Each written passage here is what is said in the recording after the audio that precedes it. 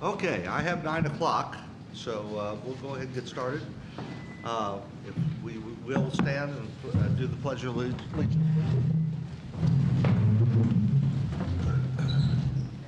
I pledge allegiance to the flag of the United States of America and to the republic for which it stands, one nation, under God, indivisible, with liberty and justice for all.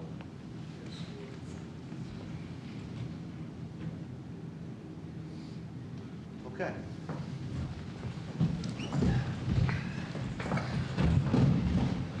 Pat, will you do the roll call, please? Ms. Anderson? Here.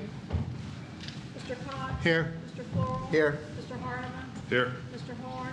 Here. Mr. Jones? Here. Mrs. Storr? Here. Mr. Chairman, we have 7 board members present, therefore we do have a quorum. Thank you. All right. We'd like to approve, see a motion for the approval of the minutes. So moved. Okay, is there a second? I'll second. Any discussion? If not, all those in favor? Aye. Opposed? Okay, thank you. Mayor Foster is not here today, but I did get a text about what he wanted to say, and I'll get to that. He wanted to be sure that everyone knew that early voting is ending soon. I don't know the date, I'm sorry, but he didn't give me that. We have the local, general, and the state primaries, so those are uncontested races. But we have the retention of judges, which is something that needs to be voted on. So if you haven't voted, you gonna say something? Oh, I'm sorry, I thought I was close enough, maybe not. Okay, so Mayor Foster gave this message to me. He was going to tell everyone that early voting is ending soon. I'm sorry I don't have the date, but the state and general elections are uncontested, but we do have the retention of judges. So please make sure that if you haven't voted and you want to do early voting, please go out and do that. Also, he was also letting people know that the elevator is down at the courthouse, but if you have business to do there and you need help getting up to the second floor, you can either climb the steps or they can come down and take care of their business with you and accommodate you, okay? So that's the couple of announcements he had, all right?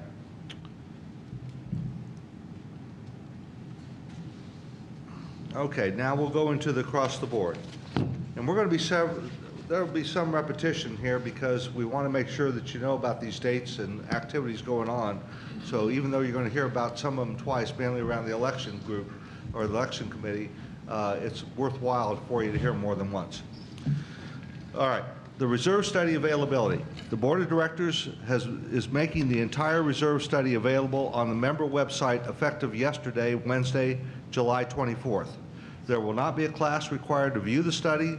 There will be a summary of what the reserve study contains, along with the documents that show the photos on the condition of many of our current physical assets and the draft preliminary schedule for maintaining those assets. The 2 documents provided are what make up the entire reserve study, and those will be available. Members are reminded this will be a view-only document, and you will not be able to download it, nor will you be able to print it. Capital Plan and Druid Hills project updates. During the June 27th, 2024 Board of Directors workshop, it was announced that at the July board workshop, the board would present additional information on the breakdown of costs for the Druid Hills project, the financial analysis for the Druid Hills food and beverage venue, and the additional details regarding the $70.5 billion projected capital funding plan. It has become increasingly clear, this was from yesterday, that to give adequate time to go through the Druid Hills cost breakdown, present the 10-year capital funding plan, and answer member questions about these topics, that we could not do this and cover all the other things that we needed to address at the workshop. So we will have a special session starting 10 minutes after the adjournment of the board meeting, after we're done here. And the special session will be limited to the topics of the Druid Hills project and the 10-year capital plan, spending plan. Both the regular board meeting and the limited session will be streamed and posted on the member website. The budget process for 2025 is well underway, with all necessary parties engaged in providing their required input to ensure that we can stay on our timeline. Operating budgets will go to the department heads at the end of July, and the department heads will have until the third week of August to complete both their payroll budgets and their operating budgets. By the last week of August, these operating budgets will be reviewed by the general manager, COO, and the department heads to ensure that all are in agreement. During the early September, the senior managers will present these operating budgets to the FAC with the general manager. By mid-September, the capital and operating budgets are planned to be completed. The Strategic Planning Committee submitted the latest version of the strategic plan and town hall presentation to the board of directors for review. The SPC will attend the July board workshop, and they did yesterday, executive session to discuss the plan and review feedback. Preparations are underway for an August town hall meeting to present the strategic plan to the community. Members who would like to share comments regarding the strategic planning initiative can reach out by sending the email messages to the team at strategicplanning@fairfieldglade.cc. Information concerning the strategic planning team is also available on the community club website at www.fairfieldglade.cc. There are 2 at-large board seats up for election this year. There are no incumbent candidates eligible to run for this election. Candidate profiles, along with their other materials, are posted on the member section of the community website. The papers have published the candidates' answers to questions from the election committee, and these questions and answers are also available on the member website. Tonight at the center at 6:30 p.m., right here, 6:30 till 8, the election committee will host the Meet the Candidates night. Please try to attend to watch the live stream of this important meeting and take some time to review the information on all the candidates running for the at-large board seats. As a reminder, ballots will be distributed during the week of August 12th, and voting ends at 11:59 p.m. on September 6th, 2024. The Golf Performance Center construction continues without any major issues, with planned completion by the end of October. The Druid Hills Clubhouse and site work project continues, with architect Vic Jones continuing the design work, and proposals from three construction firms were received on Tuesday, July 23rd, and are being reviewed. The selection of the construction company will be reviewed by the Druid Hills Steering Committee, and a recommendation will be made which will be made to the board of directors for approval. In the meantime, the modular building, which will house the pro shop and offices is on order and will be expected delivery in 12 to 18 weeks. Lastly, we are starting to look at the options for the food truck purchase. Members who would like to share additional comments regarding the Druid Hills Golf Club project can all do so by sending their email to the steering committee at druidhillsprojects@fairfieldglade.cc. AEI of Cookeville continues to work on the architectural design and engineering work of the Emergency Service Complex, the ESC as we're calling it. The county continues the process of removing the crushed stone that was stored at the site, and that's over here by the admin buildings in that area. The preferred building orientation has been reviewed by the ESC's planning group and is set. The latest draft of the proposed architectural drawings has been reviewed by the board, and AEI is making some additional changes. Once the board has received a set of clean building drawings and the site plan, the board will conduct a financial review compared to the proposed project budget, and will then share the plans with the ESC planning group.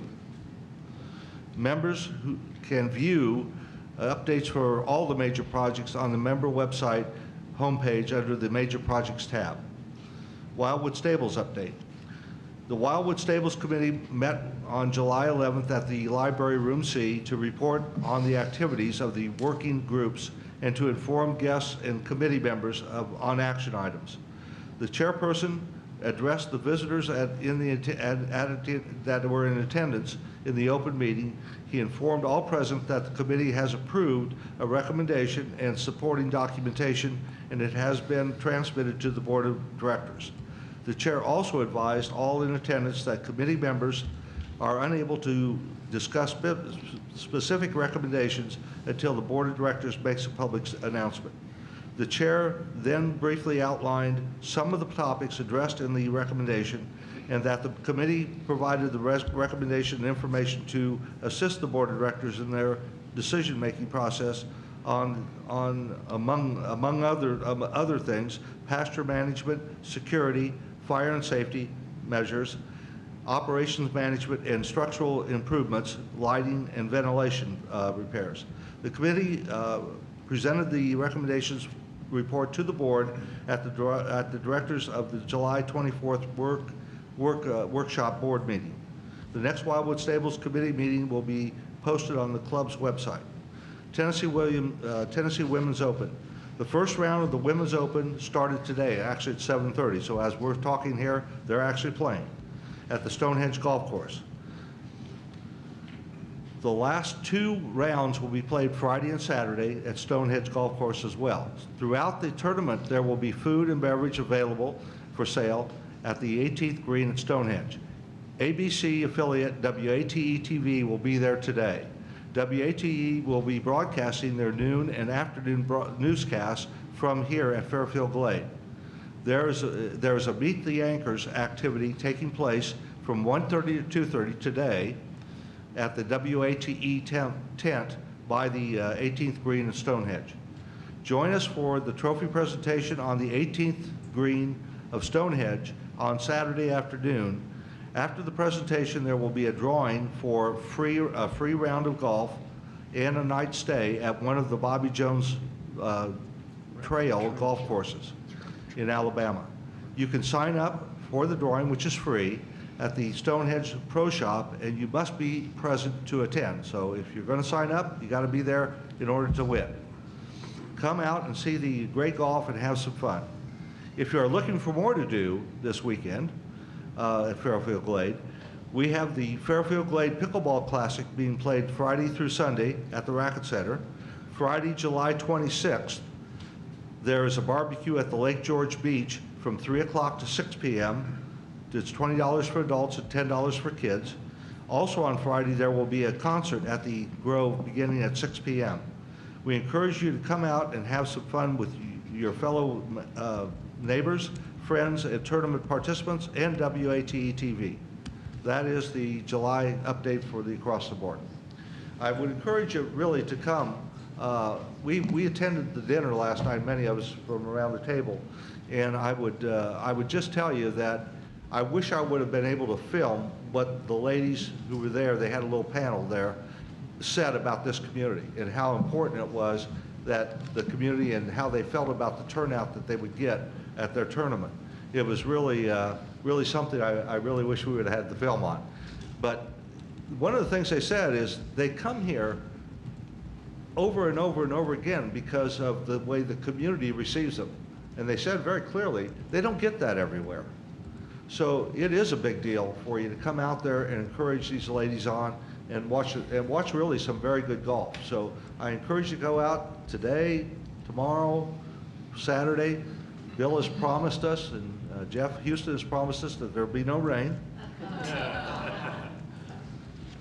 I won't say that I always trust what Bill has to say, but seriously, do come out. It is a big deal for the ladies. It's a big deal for us. This is our first year where we're sponsoring that tournament by ourselves. Crossville is not in it with us this year. We're doing it by ourselves. So we want to have a good turnout, and we really want to encourage the ladies to come back again next year. We had people there that have been playing this tournament over 10 years and more, and they come back every year because of you. So please enjoy that. All right.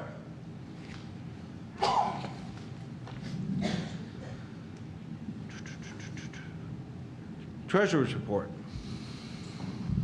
Good morning, all. You have in your handout all of the details of the treasurer's report. I'm just going to give you the review of some of the numbers.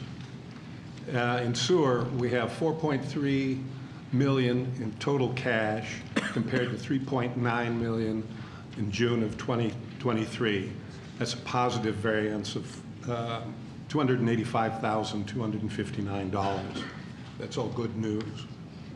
The Property Owners Association and amenities, we have 4.7 million of capital cash plus 7.6 million of operating cash for a total of 12.3 million of POA and cash amenities compared to 11.3 million in 2023, in June of 2023. Again, we have a positive variance of over $1 million. Sewer, at the end of the month of June, have a net surplus of almost $337,000 with a variance budget of $84,000. Revenue was favorable to budget by $54,000, with the sewer extension providing the additional revenue with tap fees still lagging behind. It's a timing issue. We keep saying that. It'll catch up, and you'll have different numbers next month. Property Owners Association, net operations was a positive $295,000 to a budgeted loss of $285,000, which results in a surplus to budget of $580,000. Now note, items to note on the variance is a positive $497,000, almost $498,000 variance with community maintenance, which had a budget of $814,000, but actual expenses of only $316,000. And again, this is a timing difference due to deferred paving. Weather and availability is one of the factors in there. Amenities had a negative variance to budget of $165,000 with a net loss of $165,900 compared to a budgeted net loss of $699. Not good. But with a decrease in restaurant sales of $320,000 compared to budget, causing the large reason for the decline. However, there were positive variance to budget in all the other amenity areas. We've got a glitch in food and beverage. Overall, POA and amenities was a positive variance to budget of $415,000 with a net surplus of $129,000 compared to a budget loss of $286,000. All in all, good year-to-date, good month. And before I close, as exciting as today's meeting is going to be, the golf tournament with the ladies is going to be maybe even a little more scintillating than the slideshows and numbers. But if you want to stay in here, we're looking forward to seeing you and talking with you on this stuff. With that, any questions? We'll address those now. No. Thank you. Okay, General Manager's report. Thank you. And with all due respect to President Jones, I want you to know you can trust what I have to say. Just want to take a moment with regards, I can't emphasize enough all the comments that have been made thus far about the Women's Open. We're very proud to host it. I do want to take a moment to thank Jeff Houston, Jeremy Jones, Sean and all of his agronomy team for the preparations that are already in place, and I know that they'll operate and run another very successful event. We have a full field. We have 3 past champions. competing this year. And I also want to extend my thanks to Mary Jo Page with her marketing efforts and connections that brought connections with the general manager at WATE that brought them here. And it's not just about the Women's Open. They are featuring throughout the day life at Fairfield Glade and in this community, as well as the greater Cumberland County area. So it's a great feature and promotion for life here and throughout the county and the region. So I also want to thank Bobby Jones Links. They're providing the food at the hospitality tent. I encourage you to come by. It's very attractive. I've labeled it the Stonehenge Beer Garden, and we've got some beautiful plants, and really it's a nice setup. And today, WATE is providing large screen TV with their broadcast from the tent, but the tent will be available after they leave out today throughout the weekend. And so come by, relax, enjoy some food and a favorite beverage. Wanted to thank those that attended the inaugural Breakfast with Bill last week. We had a full slate of people sign up. I limited it to 50 participants, but it was very well done, very well received, I believe, from the feedback I've gotten. Had a lot of good back and forth and questions that hopefully were helpful. Going forward, this will be available every other month as we move forward into the September date, which will be announced shortly. I will be featuring a topic at each Breakfast with Bill. The inaugural one was just to kind of introduce and kick it off, but I will ask, depending what a topic of interest with one of the department heads, the senior managers, could come and address aspects of their department for some informational purposes that I think you might find interesting. And then, of course, at the end, if you have any questions for them or for myself, we'll take those at the time. But again, I also want to thank Bobby Jones Links. They provided a beautiful breakfast. So if you do get on the list, the sign-up list, call the admin office and the staff there, Pat, are managing that. We're going to give priority to those that have not been able to attend to sign up for the next one. And even if you don't have any interest in seeing me, you can come and have a nice breakfast. So certainly we're disappointed, but understood the needs of Keith Booker, and unexpectedly that came up his personal change in his personal life that resulted in his needing to resign his position. We wish Scott all the best going forward, and wanted to assure you that GSI, the firm that was in charge of the search, is under the agreement, is providing an additional search at no charge. It's part of the understanding when these things come up unexpectedly. So that has commenced, and I will provide you with timely updates as we move forward through that process. In the meantime, Jonathan Goodman from Elevate will continue to provide accounting services and support for the coming months, particularly throughout the budget process. His prior experience here and knowledge of Fairfield Glade will be a great asset to us and to myself and the team. So we will be working with him, and he has agreed to provide a greater on-site presence for going forward for each month than what we've had in the past, which will be helpful to bring some stability and interaction or support to the accounting team. So that's where we are on that front. As for, I did want to state with regards to the wastewater management department, Bruce Evans has recommended and spoke with me when I first got here about giving the opportunity to Keith Gardner to try to step up to learn the position. Bruce is currently planning to retire in May of 2025, and so he had recommended Keith, but he wanted to just observe how he did. He came back to me and Amber, the HR director, and told us recently that he feels that Keith is indeed ready and prepared. Bruce will continue to oversee that transition and throughout the succession to ensure a smooth process there. But I would like to congratulate Keith Gardner on his acceptance of the wastewater management position.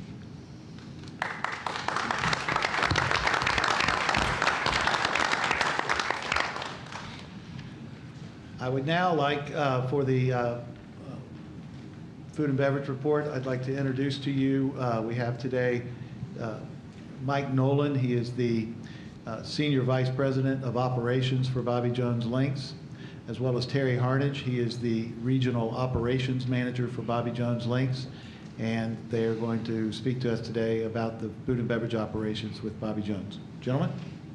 Sure. Yes.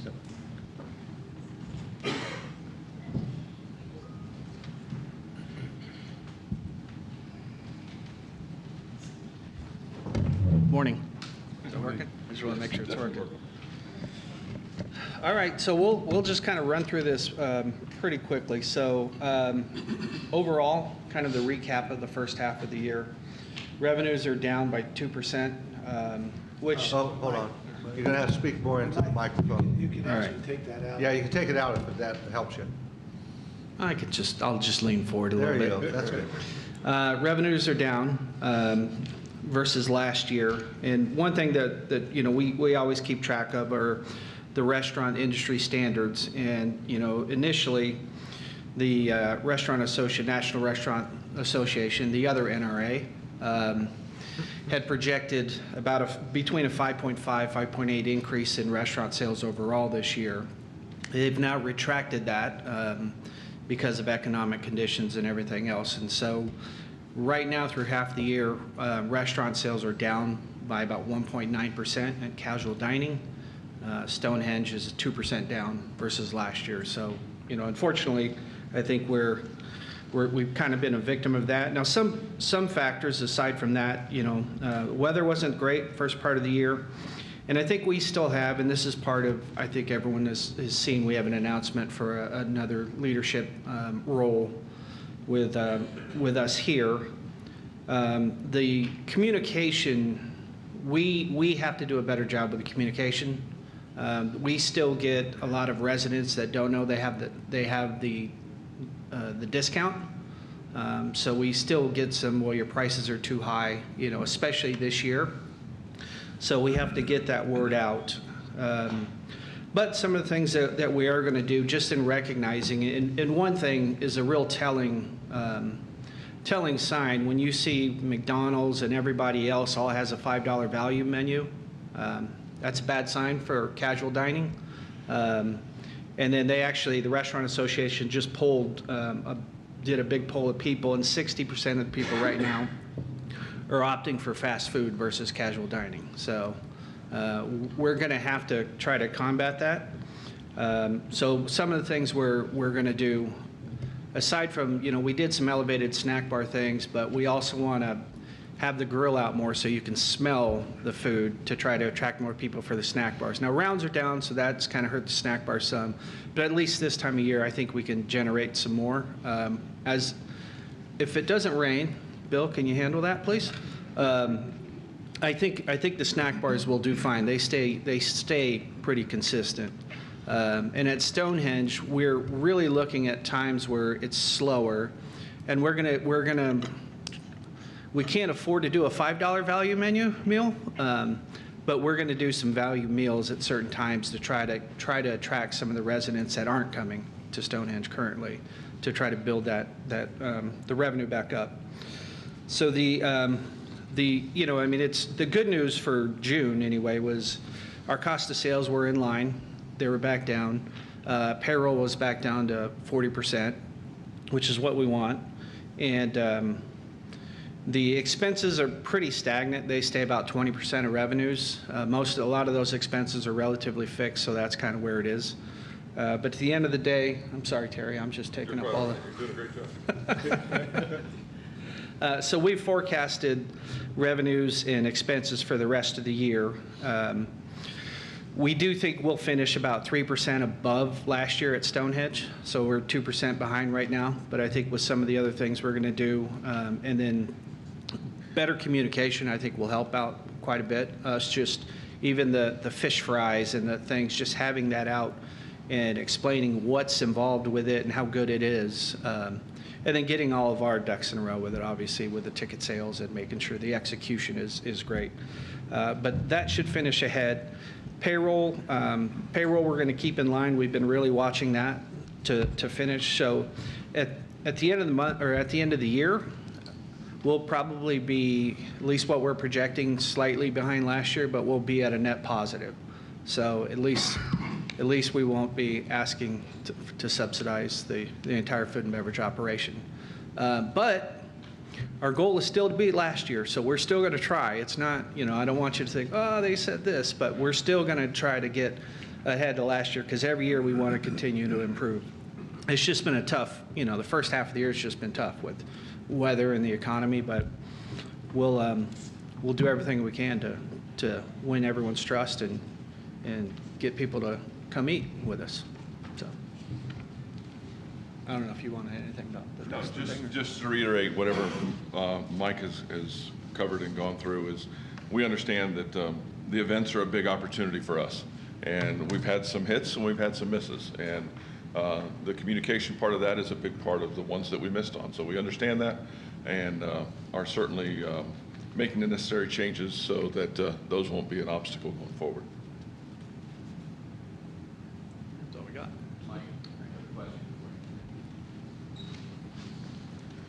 You said that the members get a discount when they do use their member card at the clubs. You didn't mention what that was, so this is a prime opportunity to tell people what they're 20%. doing. Sorry, 20%. And Wyndham also gets, I believe, 10%? They get 10%, Wyndham. Mhm. Yeah. Yes. Well, thank you, gentlemen. Thank you. Appreciate it. We're gonna head to the tournament. Great. Make sure our tent's set up and all that stuff. Yeah, I was there earlier. It's looking good. Yeah. Yeah. Thank So you. far, so good. Sure, all the graphs and the things will be great, but Yeah, no, we're going to opt for the golf. yeah, I don't blame you. I don't blame you. Okay, resort report. Good morning. Wyndham visitors, month to date is 4,898. Year to date, 26,907. The center generated 79,889, which is 27% of like revenue. Racket Sports, 7,900, which is 4%. Dartmoor Marina, 37,900, which is 30%. St. George Marina, 18,585, which is 18%. Golf is 296,866, which is 8%. And food is 178,584, which is 13%, for a total of 619,891, which is 11% of like revenue. Unfortunately, we're down about 75,000 from last year. I'd like to take a moment to say something. My husband is currently at UT under surgery, his second surgery today. He is a Fairfield Glade volunteer firefighter, and due to our accident on Peavine a few years ago, he's had numerous surgeries. Right after the accident, he was in the hospital 6 months. Right now, he's been in the hospital at Knoxville since the middle of April and been unable to eat or drink. And today they found he had a totally blocked esophagus, which they fixed. And then they called me and told me that his stomach is blocked. So they're doing a second surgery as I'm here. As soon as the meeting's over, I plan to go to Knoxville and see him. I'd appreciate everybody to please think of him today. This is a wonderful community, and they have supported us. So thank you very much. Thank you, Barbara. Okay, Kathy, the election committee.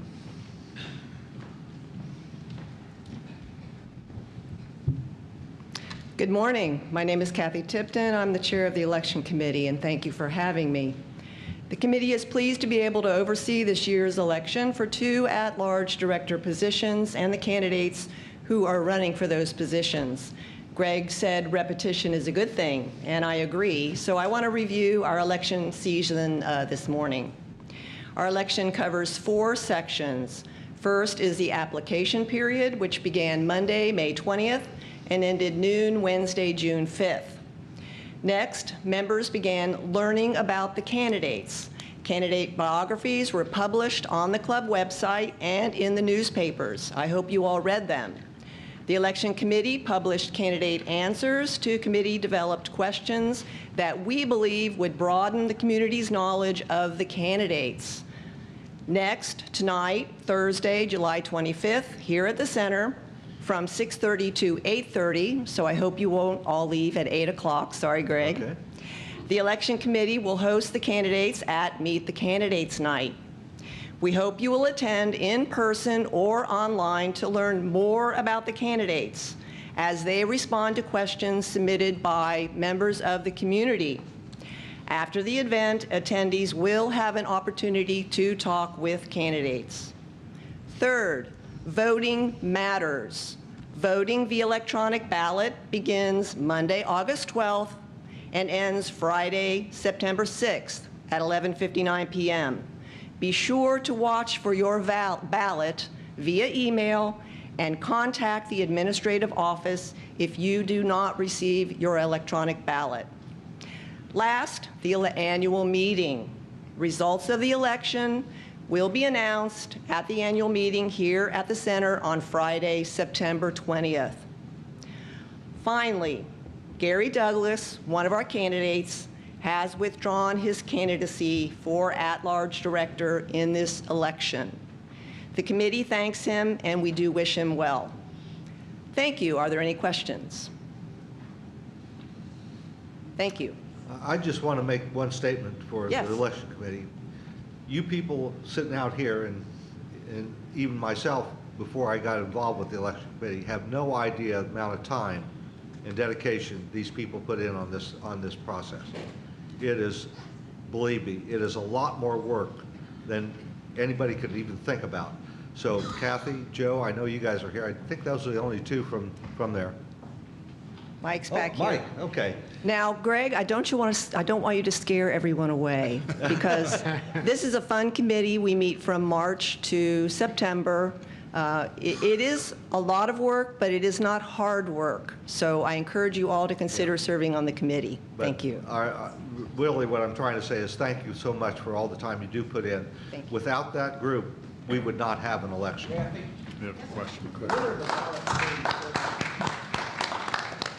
I'm sorry? When are the ballots being sent out? When are the ballots being sent out? Voting begins August 12th, and the ballots will be sent out on August 12th. Oh, okay. Yes, sir. So watch for your ballot in your email that will be sent out electronically. If you do not receive yours, be sure to contact the administrative office. Thank you. Okay? All righty. Introduce the candidates? Should I introduce the Oh, candidates yeah, who are yeah. here? Yeah, we have many. We of them have here. several candidates here with us today. I saw Bill Booth walk in. Bill, where are you? Stand up, Bill. Bill Booth is here. He's one of our candidates. We have Mary Kay Jacobson here with us today. And we have Monica Heisel here with us today. And I think those are our 3 candidates here with us today. Is that right? Yeah, I think so. Okay. Thank you. Thank you. All right, unfinished business. The revised lot merger policy. It is still up for review on the website. I looked it up yesterday, announced it yesterday as well. Please review it for any questions you may have. It's posted and it's highlighted in yellow, the changes to that policy. To date, I have had just one verbal comment on it, on the policy, even though it's fascinating reading. There was only one response so far, but please review it because it'll be up there through the end of the month. Okay. Dock, the approval of a dock being built on common property at 112 Malthaven Drive.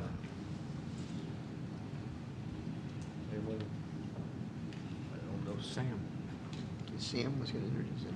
Morning, Sam. Sam, you want to talk a little bit about that? Yeah, come on up. Congratulations, you drew the short straw. Sitting by the dock. I am happy.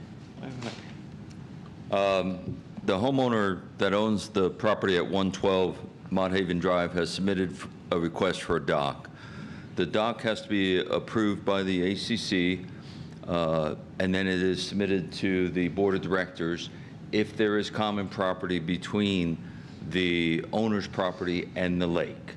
This happens from time to time. They are submitted to the Board of Directors for final approval because it has to be installed on common property.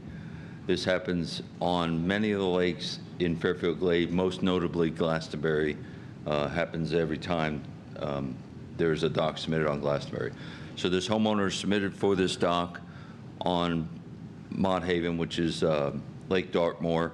He meets all the requirements for the dock policy and all the rules, regulations, policies, and procedures for the dock.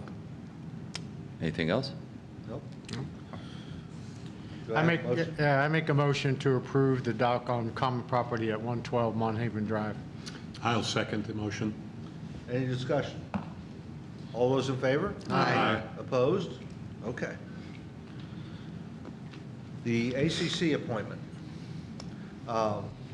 Last month at the ACC meeting, we had a resignation, and we are, the committee had a person who was interested in coming on the committee to fulfill the rest of the term of the individual who was resigning.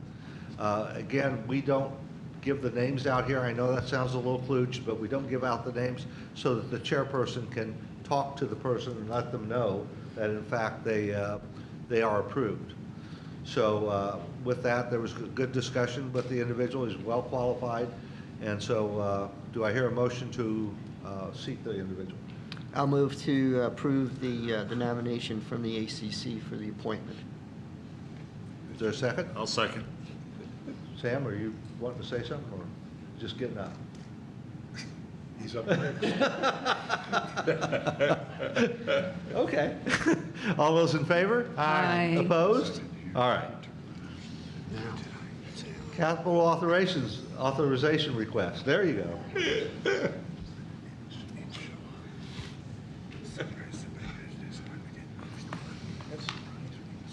I'm submitting for a capital authorization request in the amount of $33,000. This is to perform improvements and modifications and changes to the community center indoor pool.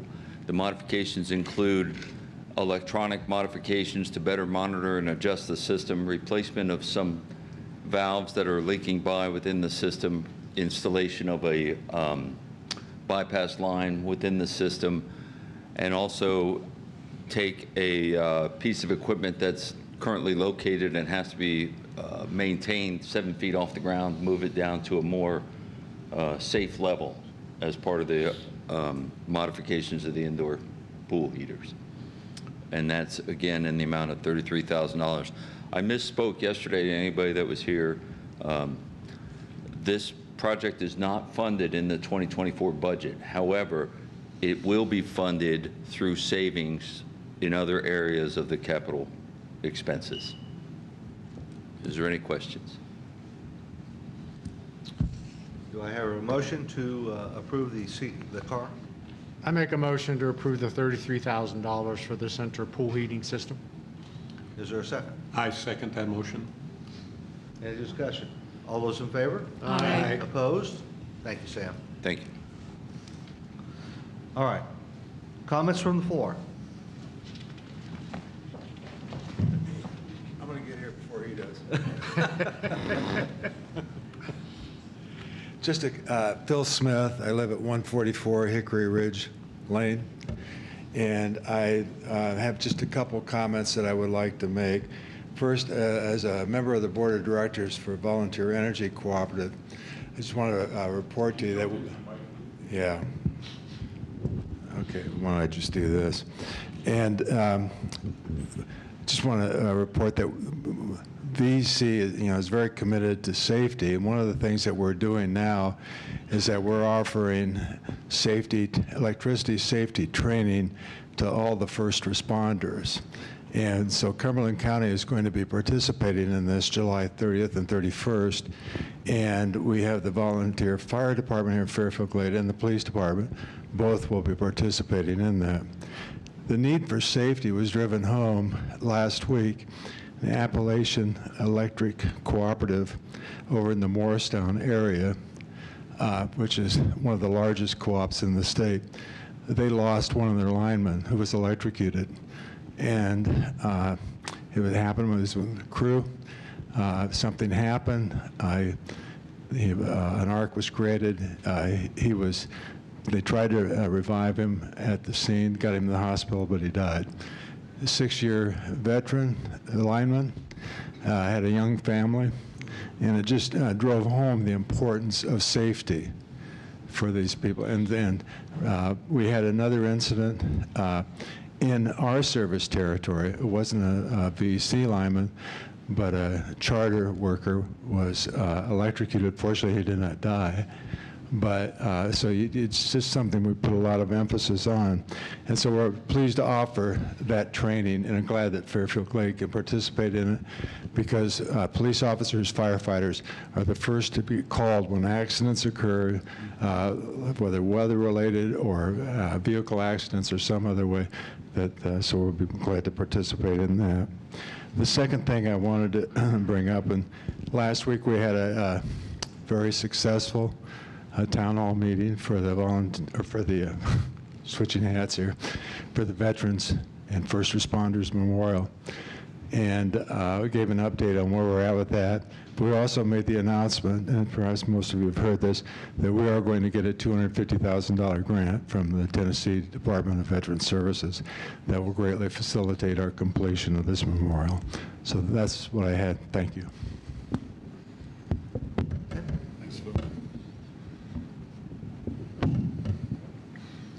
Thanks, Phil. Anyone else?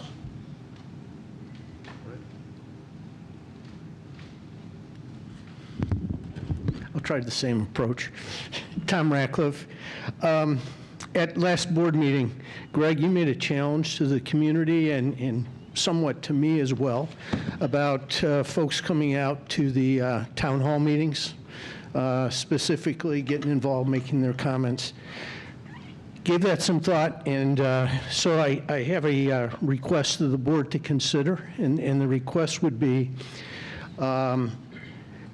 thinking about forming a communication board, or committee, excuse me, with the idea of being able to gather, the most effective ways to communicate with our members, and coming up with plans through various vehicles that we're going to take and have in the future. For example, how do you take and get the communication out effectively for town hall meetings and, for board meetings and that type of thing. The second piece of this is after those meetings were held, how do we survey the members to find out, why didn't you come? What did you find effective with the meetings? Those type of things. And I would just tell you that I tried to do that with Druid Hills and somewhat in just informally talking to people about a simple survey.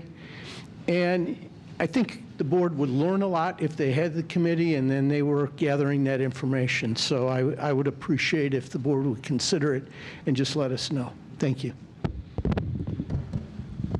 Tom and the rest of you, I would like to just speak to the communications piece he referenced in general, and then of course the board, as that comes around, can facilitate with that. We are currently working with North Star, which is our club platform for all of our back office accounting and so forth, and their website. We're doing a total rebuild on that website and bringing in new features that North Star has available. And so your website will become, this will go live right around the first of the year. There's two features to it, but the main homepage of your website will become your real-time information source. You will see announcements, breaking things that are happening. You won't have to rely on community-wide emails if you don't wish to, but you will be a rolling scroll of current communications in real time that are being managed by staff. Shannon Turner has agreed to accept the position as our communications manager full-time. She's been with us in a part-time basis and also assisting with the training programs in HR. But Shannon has a tremendous background in Manhattan, working with Procter & Gamble and marketing and communications. She also spent a good portion of her career in California. She worked for the Jeopardy as well as the Wheel of Fortune and all of their marketing and contestants and so forth. So she has tremendous background. She's from this region and has come home. And so we're honored to have her on our team. And she and I will be working along with the IT team, marketing team, et cetera, on a lot more internal marketing and communications. So that piece, but also coupled with that piece, is a app to the website and for all members to download the app so that you can get that same information on your mobile phones as you go about your business. So we also will be, and that app, that website and that app will also has features where you can place grab and go to-go orders through the club for pickup. You can pay your bills online. You can see your statement in real time.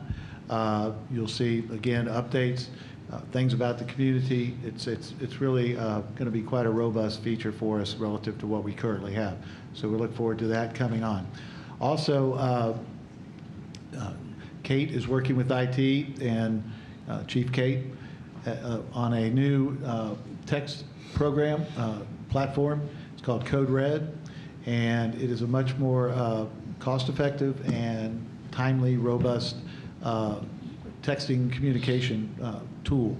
It has geofencing. We can designate particular areas, GPS areas within the community if we have something going on in that community and we want to text that area.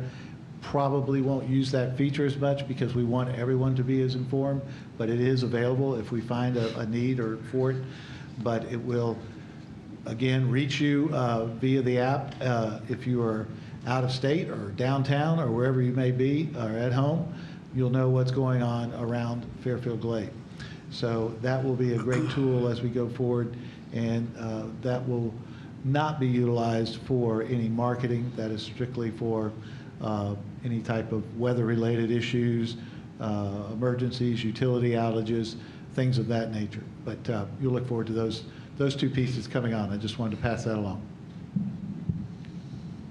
Any other member comments? Hi, Sue Taylor. First of all, I want to thank you guys for doing what you do, because it is a thankless job. I realize that. Second of all, I said something at the meeting yesterday regarding Stonehenge. And Greg, I referred to something that you said, and I want to apologize because I went back to last month's meeting. I don't want to.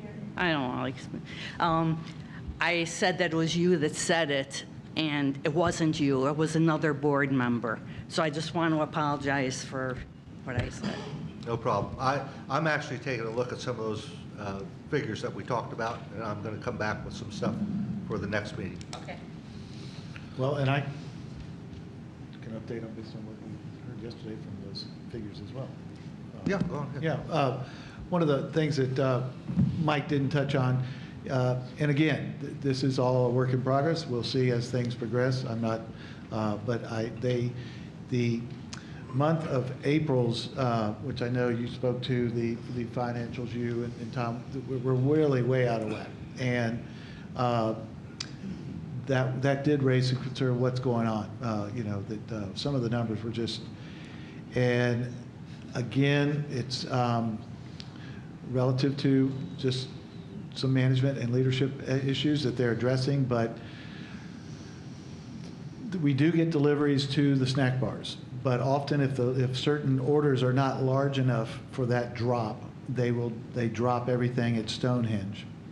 And they were not getting properly requisitioned to the snack bars.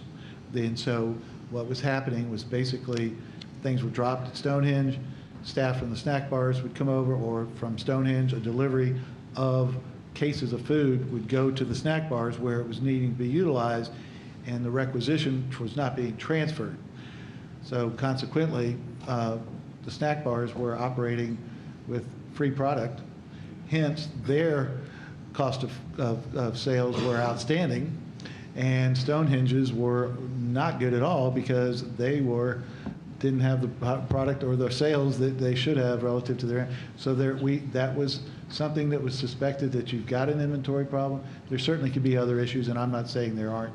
And this will be carefully looked at going forward, but they did discover that, and that, I think, reflected some of the improvement in June that we saw this month in the June financials. Sorry, I think I said April, but I meant May.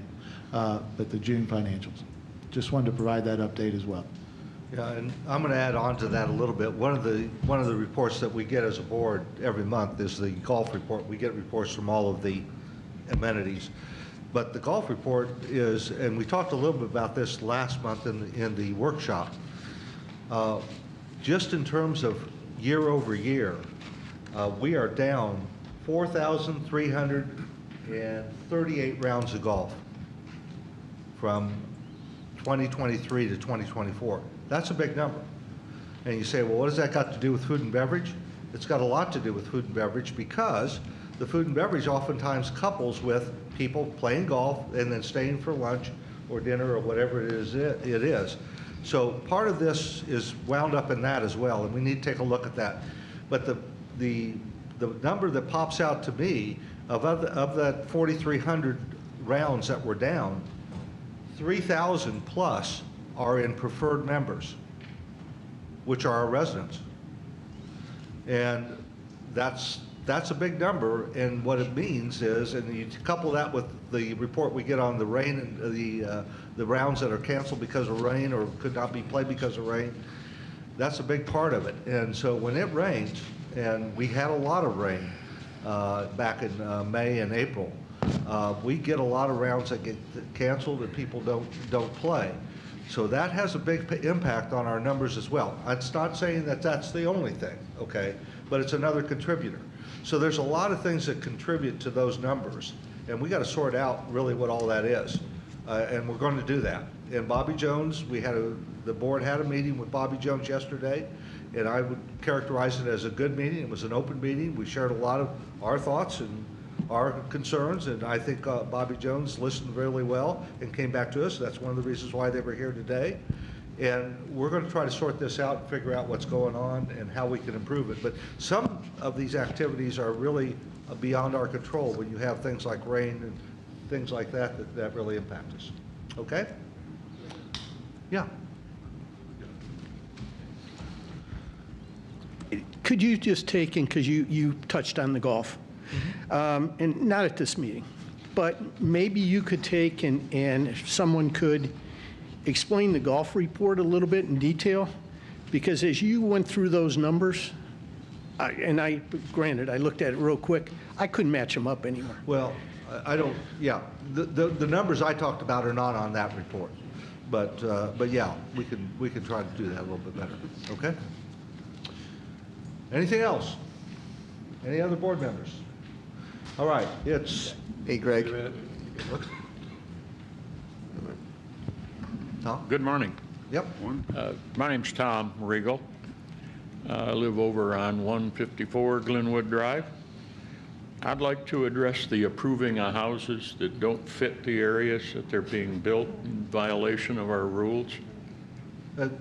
People can't hear you, Tom. Would you they please can't? make sure- Yeah. That's surprising, usually. Well, how's that? They're a lot better. Okay. Last month, Sam did a good job of describing the minimum lot sizes and the possibility that someone with a lot of 800 square foot minimum could build that 800 square foot house between a couple of 2,000 square foot houses. What Sam failed to mention is we have a document that was used for a long time and would hope to be used again called the Fairfield Glade New Home Guidelines. In it, the ACC was to ensure, quote, that a new home will be in harmony with existing dwellings on adjoining or surrounding lots. Also, quote, the front of the house shall contain several architectural design features which add character and which are normally associated with an attractive home, such as a portico, wide steps, planters, fieldstone or brick, bay windows, instant door with side lights, shutters, fall windows, or decorative trim. Further, quote, the house color must be compatible and harmonized with the color of other structures in the area. Bright or harsh colors are not in keeping with the ambience of the community. Chosen colors selected should be consistent with the wooded natural environment of Fairfield Glade. I totally agree with all of those. The description of the house on 215 Westchester and other places around the south side of the Glade are not consistent with those requirements. When I wrote the ACC to question the properties, I did not get a response from the chairman of the ACC or the board representative. I got an email on Fairfield Home and Glade Realty letterhead from the construction director, Mr. Smith. Tells you something right off the bat. Telling how difficult it was to squeeze that house on that lot. There was no mention of the ACC guidelines. However, he did say, is it right, quote, is it right to punish the homeowner who can only afford a 1,000 square foot home, even if it's significantly smaller than the neighbor's homes? Mr. Smith even mentioned that 50% of the respondents did not like that house. Now is when I need another hand. The house has been listed on Zillow for 257 days at the very low price of $405,000. A nice low price home for those who can't afford more. I'd like to ask why we haven't seen any of these homes on the north side of Peavine, like up on the plateau. Why have past ACC members indicated that they were not allowed to approve anything smaller than 1,500 square feet? To me, this is not the kind of thing a developer does. This is the kind of thing that house peddlers do. It is the duty of at least 5 of you on the board to protect the members of the community, and the approval of those homes in our community will do nothing to protect the property values of our community in the long term. Thank you for your time. Thank you.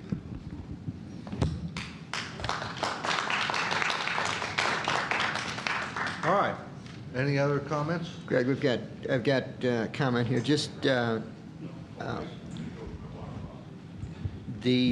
there is some activity that is currently going on in the Glade that everyone should be aware of.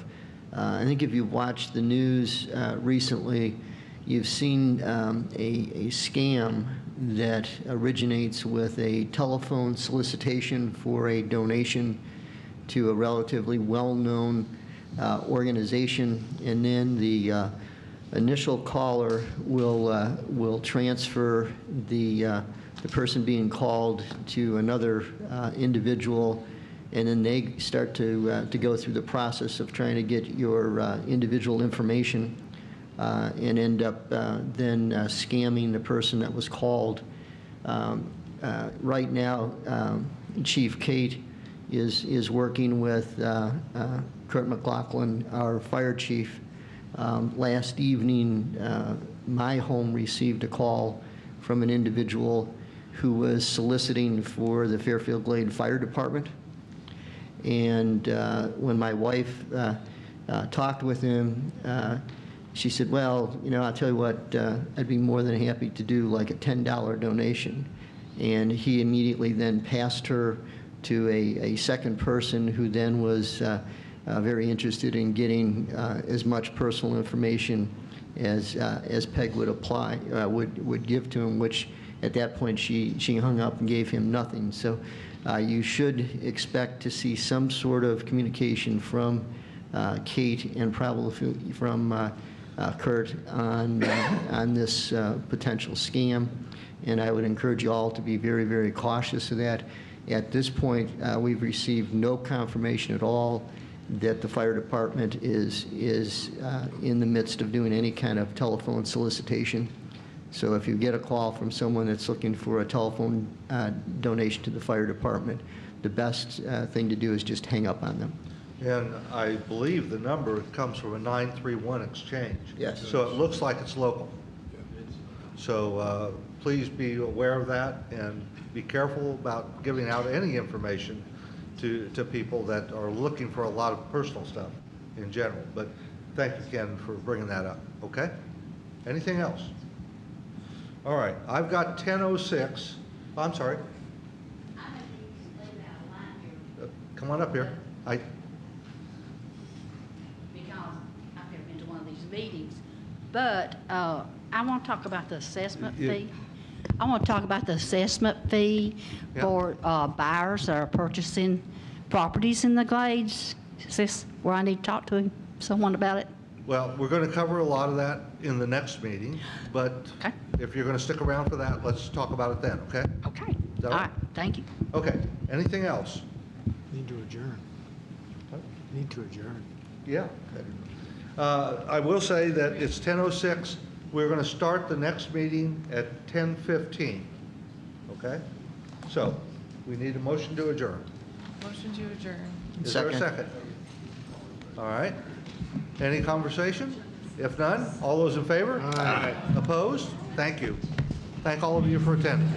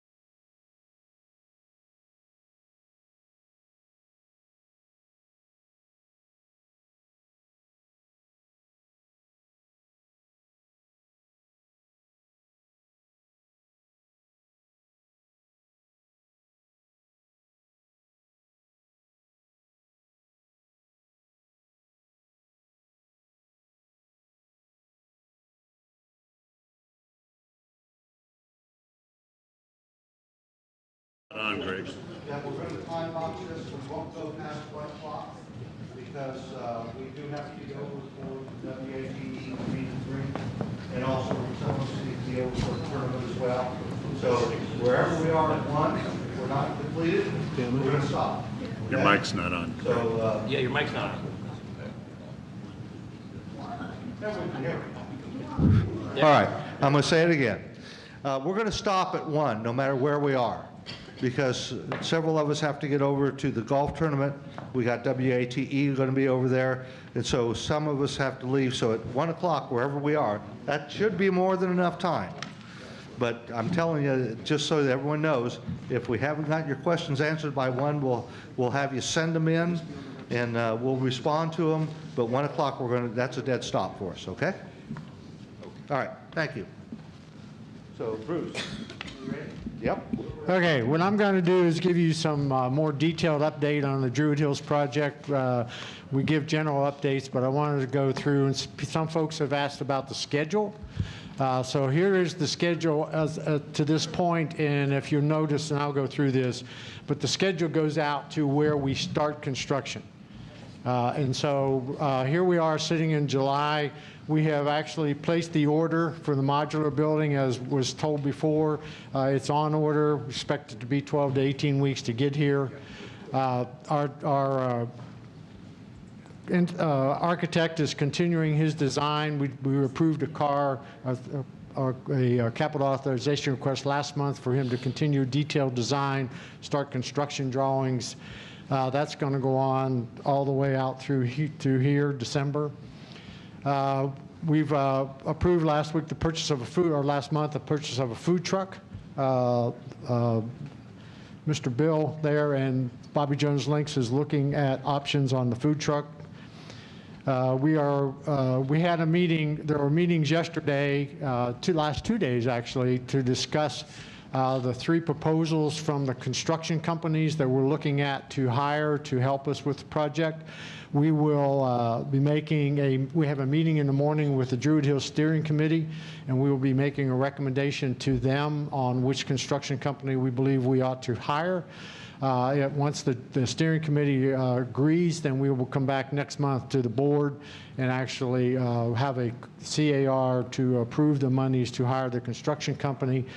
And we'll get them on board, and that general contractor will work with the architect and continue the design concept as we go through, so we can begin to get ready to put out bids for construction.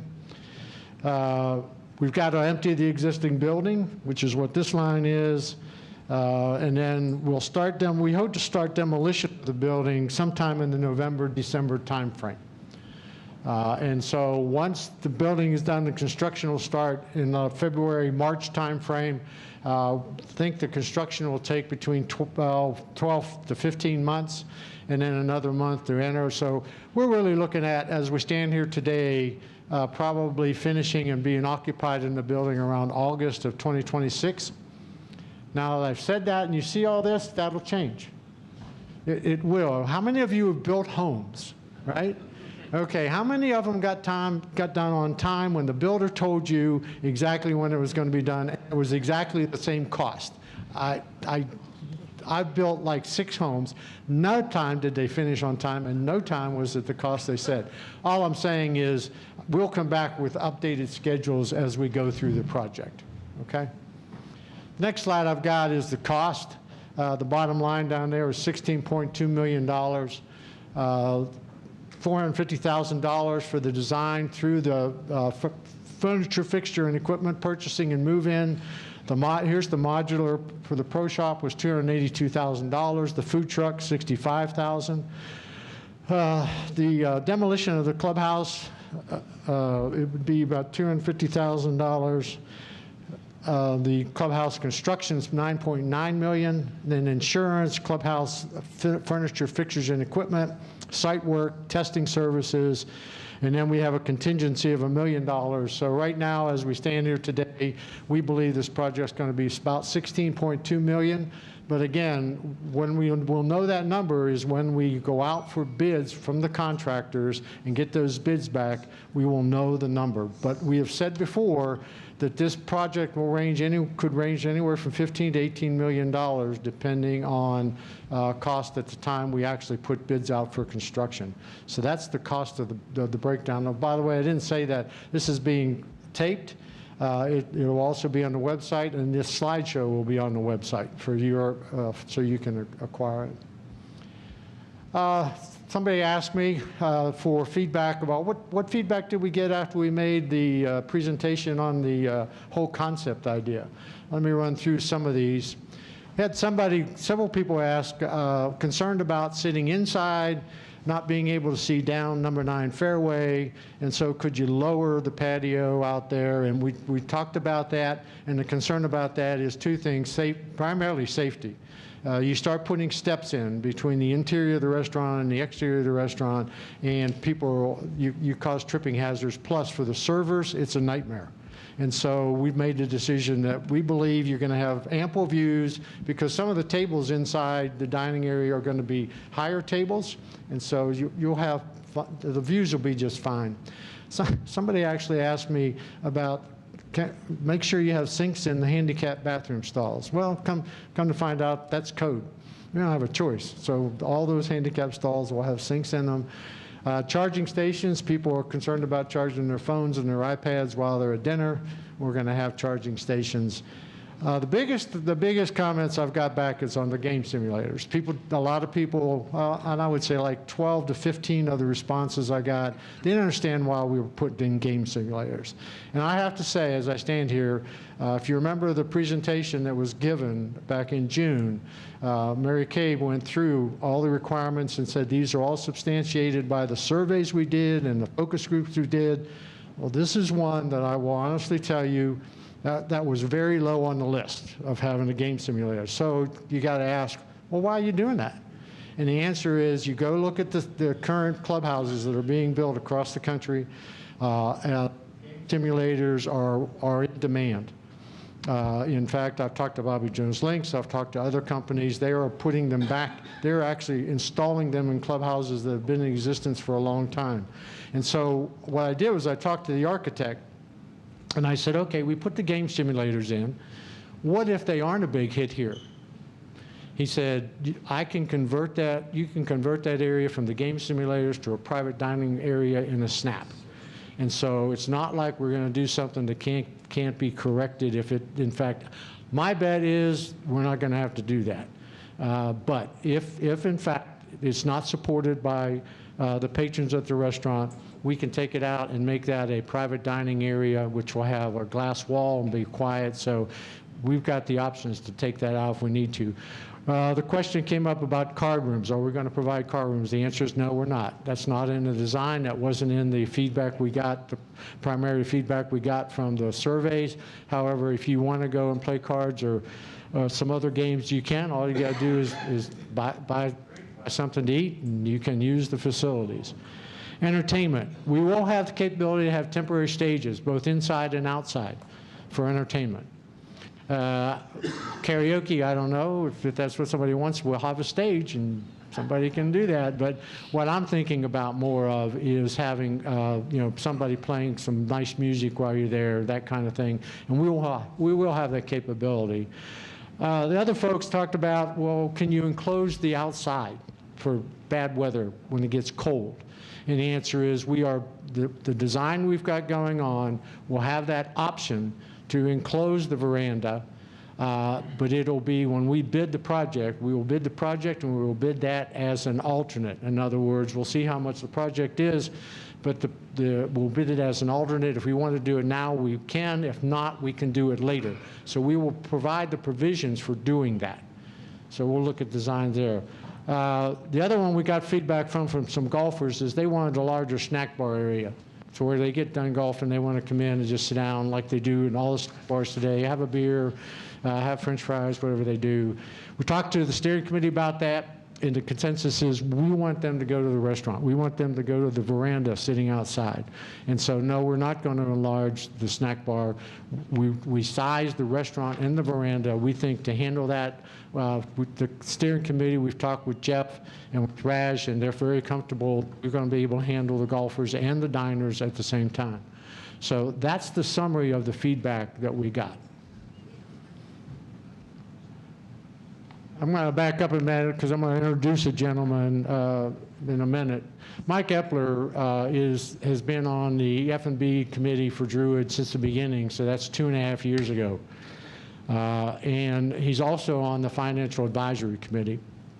And Mike has put all the numbers together of what you're going to see here. And what you're going to see is our projections of, this isn't a budget, this is our projections of what we think we can do managing the cost. And then the real secret here is that, and Greg Jones has said it repeatedly from 2.5 years ago, and I'm going to repeat it today. There were two primary questions when we started this project. Is one, what do you want? What do you want in this restaurant that you're demanding? And we got that. And we designed this restaurant based purely on the feedback given by the members. Okay, then Greg asked the other question, which I'm going to repeat, which is a good question. The question is, what will you support? Well, what you're going to hear from Mike is here's how we think the cost of sales, what it's going to cost us to operate the Druid restaurant. And he's going to tell you, here's what we need from you. You need to come support it. Because if you don't, we'll have some subsidies, and that's not what we want. So it's a matter of, we answered those two questions. Here's what you asked for, we're going to provide it to you. Now it's going to be on you to help us support it, and you need to demand that we control the cost. I mean, there's no doubt about that. But Mike will go through all that. So Mike, I'll flip the slides when you're ready. You stole my thunder, Bruce. We had prepared this conversation that we're having right now for the town hall meeting, but Tom, you and Ted let me down and didn't get up and ask any of those questions at the end of that town hall, and I was disappointed. I waited for you. I was prepared to have that conversation with you. Yeah, right. So, as Bruce was saying, and this is important, the two questions that were posed to the Food and Beverage Subcommittee was, what does the community want, and will the community support it? On arriving at the answer to what does the community want, we issued 2 different surveys which had very high participation of the community, and the Strategic Plan Committee put out a survey that had well over 60% participation in it, that had strong food and beverage and even Druid questions embedded within that. We had 4 town halls and 8 focus groups that several of your faces I saw at those focus groups as I was in the back. Tom, yourself included. Sue Taylor was there. It was great to have participation from everybody within the community with that. It was robust, the participation of the community. It was well over 60 to 65% participation by 9,500 resident members, which to me indicates critical mass in that indication. Go ahead and flip the screen, Bruce. In what our members have said, and we took comment also from our timeshare members, our timeshare guests, as well as our package guests in the design of this information. What you said, our membership said overwhelmingly, is that they would like a 20-seat bar and an 80-seat bar area. 50 seats for a possibility of quiet dining space that can be cordoned off and put into a quiet space. And we as members asked for 100 seats on the veranda to enjoy those beautiful views of number 9 Green and the hills right there off of Druid's hill that it sits on. So that's how we got there. We got to 250 seats. Now, I appreciate Bill Ward and everything Bill is doing, especially as we enter budget season. And Bill has indicated even yesterday at the workshop that he's going to start from labor. And so labor is not just the wage or the salary, it's the payroll-driven cost. It's the FICA, it's insurance, it's work comp, all those pieces. And so I set a pretty high bar and said it's going to be 36.9% labor cost. That accounts for vacation, 401ks, other things like that. I'm just setting the bar. It probably will be much lower than that, but that was the best guess estimate. So if we look at the number of covers based on 250 seats, 2 butts go in that chair during the course of that 7 a.m. to 9 p.m. It's a pretty low bar, 2 turns on that chair. On 280 days, which is season, that gives us the opportunity to say we're going to collapse that building and not operate it in the winter and maybe move over to Stonehenge, or we can keep using it during the winter at a reduced size capacity because we'll take the veranda out of play, although that's a philosophical difference I've got with Miss Mary Kay. But we've got opportunities to expand or contract depending on the season, and the architect did a phenomenal job of putting that together. That gives us 140,000 backsides that sit in chairs at that particular amenity. So here's the answer to the question. What will the community support, or what is the support of the community? In order to do that, we have to, assuming $20 per average ticket of those 140, which is not a bad average, by the way. Right now at Stonehenge, we're sitting at 17.69 average ticket, right, plus or minus. But that is a controllable number that can be reached and should be reached with inflation being what it is over the next couple of years. 20 is a reasonable bar to set. Times the number of seats, 250, times the number of turns, that gives a projection of $2.8 million in gross annual revenue. That, my friends, is our responsibility. It is the responsibility of the membership. It is the responsibility of our timeshare members, our timeshare guests, and our package guests to utilize this amenity in order to reach that amount of money. That is what it means to support from us as members. And by the way, my wife and I do our best to support that amenity, and then some. I think we're number 1. Actually, Mike, you're number 1. Yeah. It's embarrassing, actually, but we do support that amenity, and it's our community here in the Glade. It's your duty. It's our duty. It's our responsibility. Now, from that, there is the expectation of support and control from our professional staff. I'm not saying Bobby Jones Links. I'm not saying Fairfield Glade Community Club, although ultimately that rests with our executive director, general director, general manager, and COO as far as the overarching way that we control our costs and the way that we increase our revenues with his staff. I mean, it's a package thing, but I really respect our professional staff and what they do. The bar is that food and alcohol cost as a percentage of revenue must be at 45% or less, period. It has to be at that. Now, there might be one-offs here or there. There might be circumstances, but we have to contain our food costs. That's their responsibility. We have to contain our labor costs at 55 or 53% or less. That is a really low bar. If you look at the performance of Stonehenge just in the last 2 months, they've kept them both below 45% on either one of those 2 categories. And overall, year to date, they're keeping it below that particular bar. I would expect and have the expectation as a member to keep that percentage at that or below that, and to keep working on that as a key performance indicator that we are measuring and keeping our eye on at all times. And I'm saying that as a fellow member. This is not a budget, and Bruce Cox and I have gone back and forth about this for about, I don't know what, 6 weeks, 8 weeks. I don't want to show you something like that, but I think it's important that we talk about what that looks like, these numbers look like at a financial level, and let it tell the story about what our responsibilities are and what the responsibilities of the professional staff are in order to support this amenity. Go ahead and go to the next one, Bruce. Can I ask a quick question? Sure. What is the number of butts sitting in chairs at Stonehenge on an annual basis? Okay, so that's a great question, Ted, and I was expecting that. The question from Ted was, what is the number of turns that we're getting at Stonehenge? So there's a couple of variations that we have to look at this, right? It's in the way that we understand it.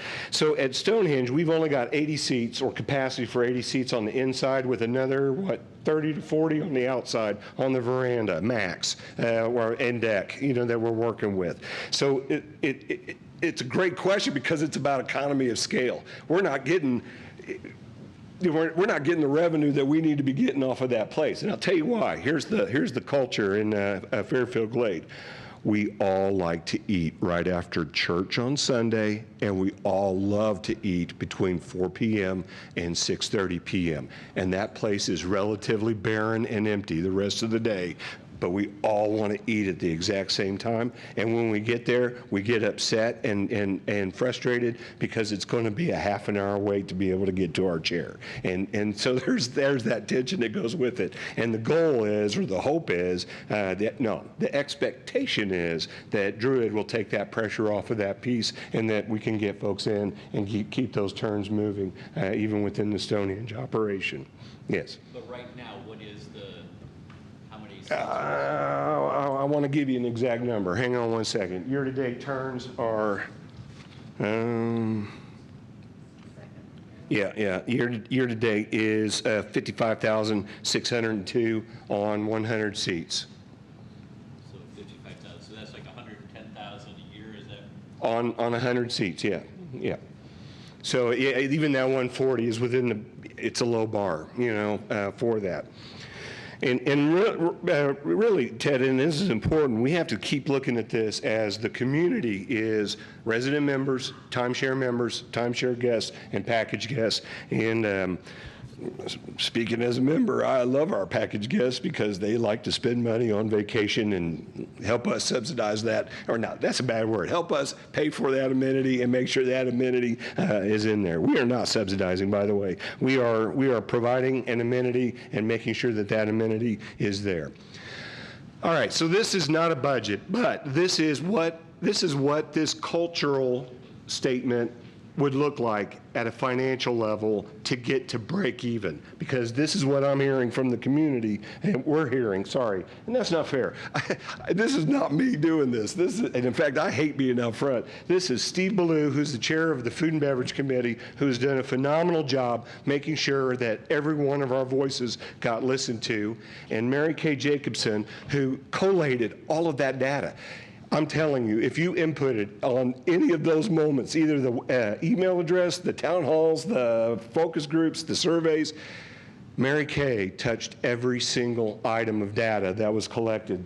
We all looked at it together. This is not Mike up here doing Mike. This is just saying this is what it's going to take to support it. So if we take it to get to break even, and it's not a perfect break even analysis,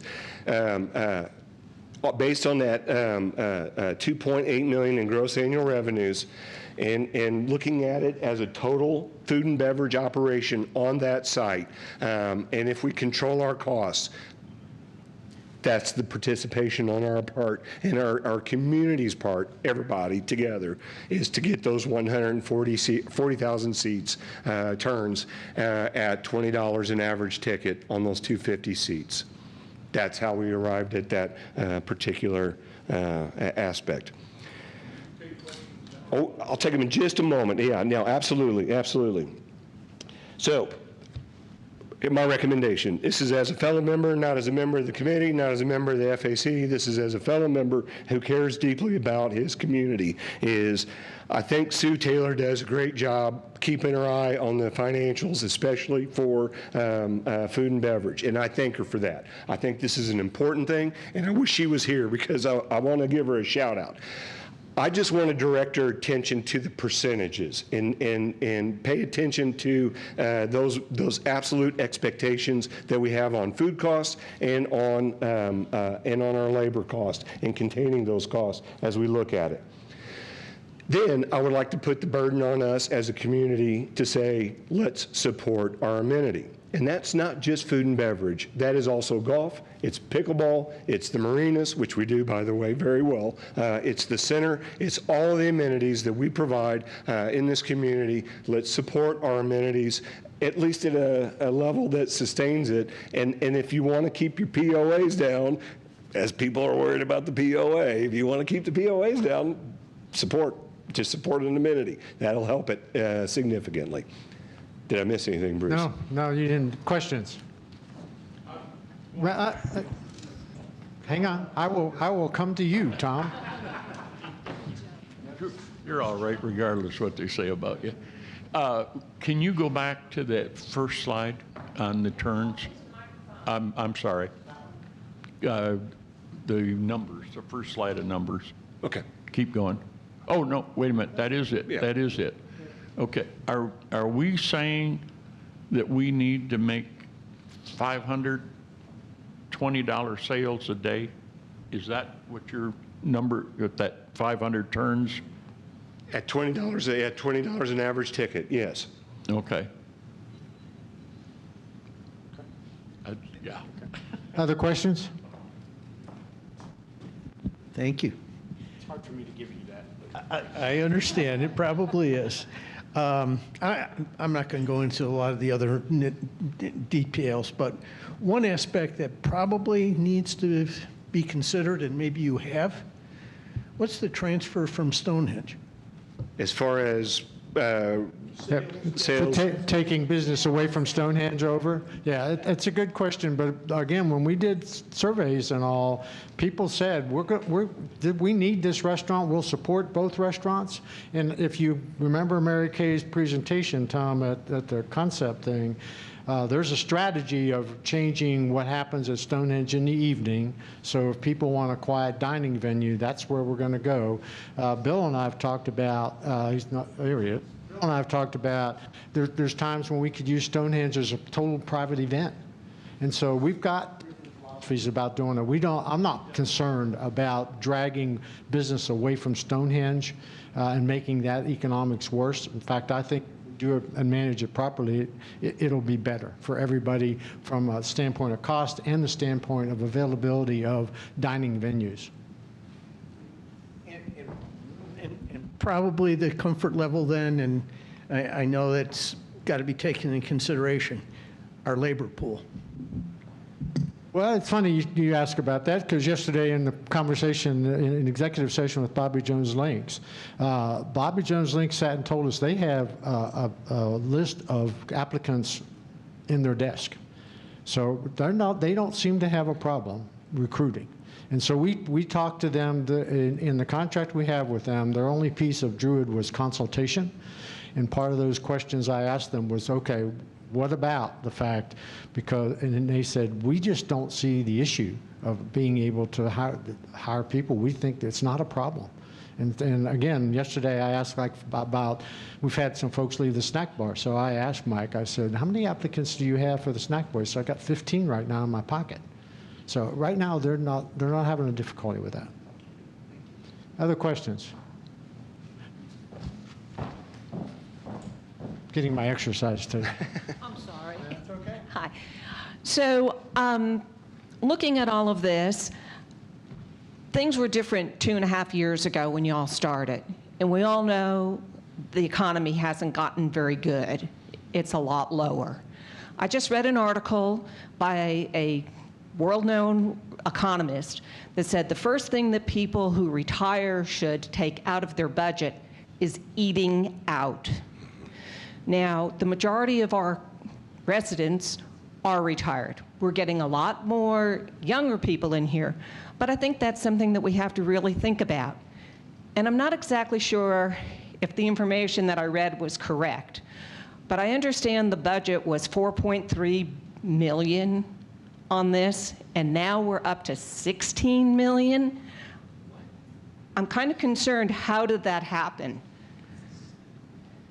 So there's two questions there. Yes. One is an operational, and the second is a capital. I'm going to defer to Bruce on the capital side of it, and but I will answer to the operational. Thank you. So in my multiple years, over 30 years of entrepreneurship, and a lot of it is food and beverage as a part of that background, I've learned one immutable fact, and that is people are irrational, but they're predictable. And no, it's absolutely true, especially when it comes to food. And in market research, and you are absolutely correct, at this moment in time, at this very instant, there is some uncertainty in people's minds about the economy and the economy's progress as it moves forward. I will say, though, of the resident members, which at the moment is about 9,500, 9,600, and I hope in about 10 years it'll be 13,500. That's kind of the estimate that I'm hearing that we're going to look like. And then 10 years after that, we'll probably be at around 17,000 resident members. But right at the moment, we're at 150,000 package guests a year plus, and we're also at 80,000. Well, actually, it was 104,000 last year of room nights, not people, but room nights through our timeshare friends, members, and guests. So if you look at that, that is, we thought about that, actually. It's a good question. And in our research, our market research, and looking at this as a business case, we said that's enough critical mass, especially on those packages, because they are irrational but predictable. And that's what we want. That's what we're looking at, is they're on vacation, they're having a good time, they're with their buddies, and they want to drink beer. And if we can find a way to help them pay for our building and take care of that, we want to encourage that behavior. Yeah, and they pay full fare on the menu prices. Yes, they do. Yes, they do. To the question about the cost of the building, the numbers that you saw back then were just the building. What I showed here today is the entire project, all the site work, parking lot, demolition, all of that. The numbers that you were referring to back then was just what it would take to refurbish the building, and then what would it take to build a new one. That was the comparison we were doing. Now, having said that, if you add the cost of inflation of construction right now, it's huge. Just as an example, we were prepared to build 4 bocce courts, a plaza, and a really nice pavilion at Robin Hood Park. And we thought it was going to cost us, what was it, David, I think it was like $700,000. We put it out for bid. It was $1.2 million. And we said, no, we're not doing that, so we're building 2 bocce courts. But my point of that is the construction cost between when we did that estimate back then and now has jumped tremendously. But we got to compare apples and apples. That was just the building. This is the entire project. I'm going to add on to that a little bit, if I may. Sure. When we did the initial study, we had an engineering group come in, take a look at the current state of the building. And what we're trying to figure out is whether or not we could actually renovate it, or what we're going to have to build. And if you go back to the first town hall that we did, that study was showing, and that study is out there. When we first looked at talking about that building, the number that we had per square foot that we got from an architect was $200 per square foot for a commercial building. When we went out to bid the first time, we got numbers like $600 per square foot. Now it's about $450 per square foot. So that's the inflation piece, okay? And if you apply those numbers to what we showed you at the very time, with those $200 an hour, or $200 per square foot, and now apply the $450, that's where the difference is. Number two is when that engineering firm went in, and we had a number, there was a whole team of them that went in, that building cannot be renovated. We've got mold, we've got leaky roofs, really, that building over there is really like 5 buildings that have been seamed together. It was added on all the time. And when it was added on, it wasn't maintained the way it should be. Thus also, if you remember the conversation with the reserve study, that's one of the big reasons why we drove to that. Because buildings like that, there are a lot of clubhouses that are over 50 years old that people are still using.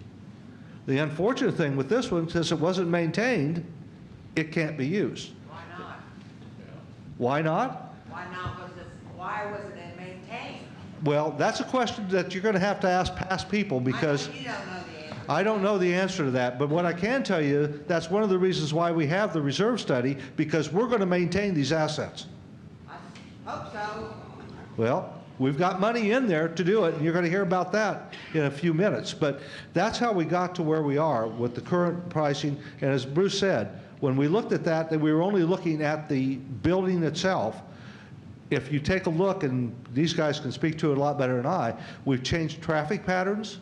We've made it safer for deliveries to come in and out. We took the golf carts and put them underneath. There's a lot of things that went into the thinking of this, that the original date that we looked at this is a little different. But the pricing is really mostly is reflected in the inflation per square foot cost. Other questions? You only get the mic once, Tom. Can you go back one slide to the building cost, or 2 slides? There you go. So this is, I think, what the young lady was asking about. The clubhouse construction, $9.9 million versus what was on the website. And you're saying that's roughly $450 a square foot, thereabouts.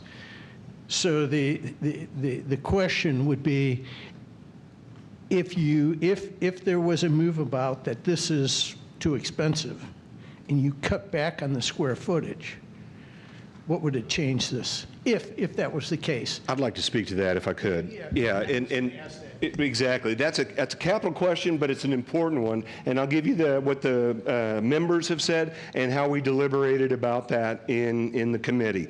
Is as a committee, we received very good input from our current resident members.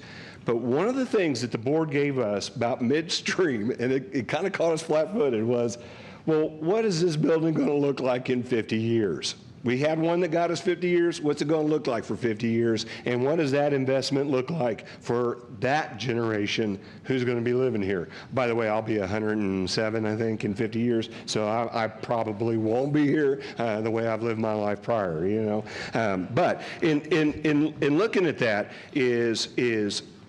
there was a philosophical discussion about, you know, how do we address the desires and the request of the current, meaning alive, resident members, and how are we looking at our millennials, our Gen Ys or Gen Zs or whatever the heck they're going to name those generations after that only think through their thumbs. You know, that's all they do all day long is think through their thumbs, right?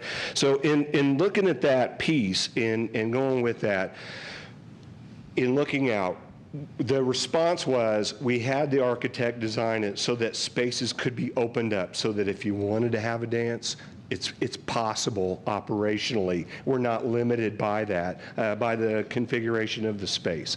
If we wanted to do, and I'm not saying we do it or not, that's an operational thing, and that's on the professionals. That's not on us, you know. But if you wanted to have a buffet, there's space available, and it's configured in such a way that it could be set up.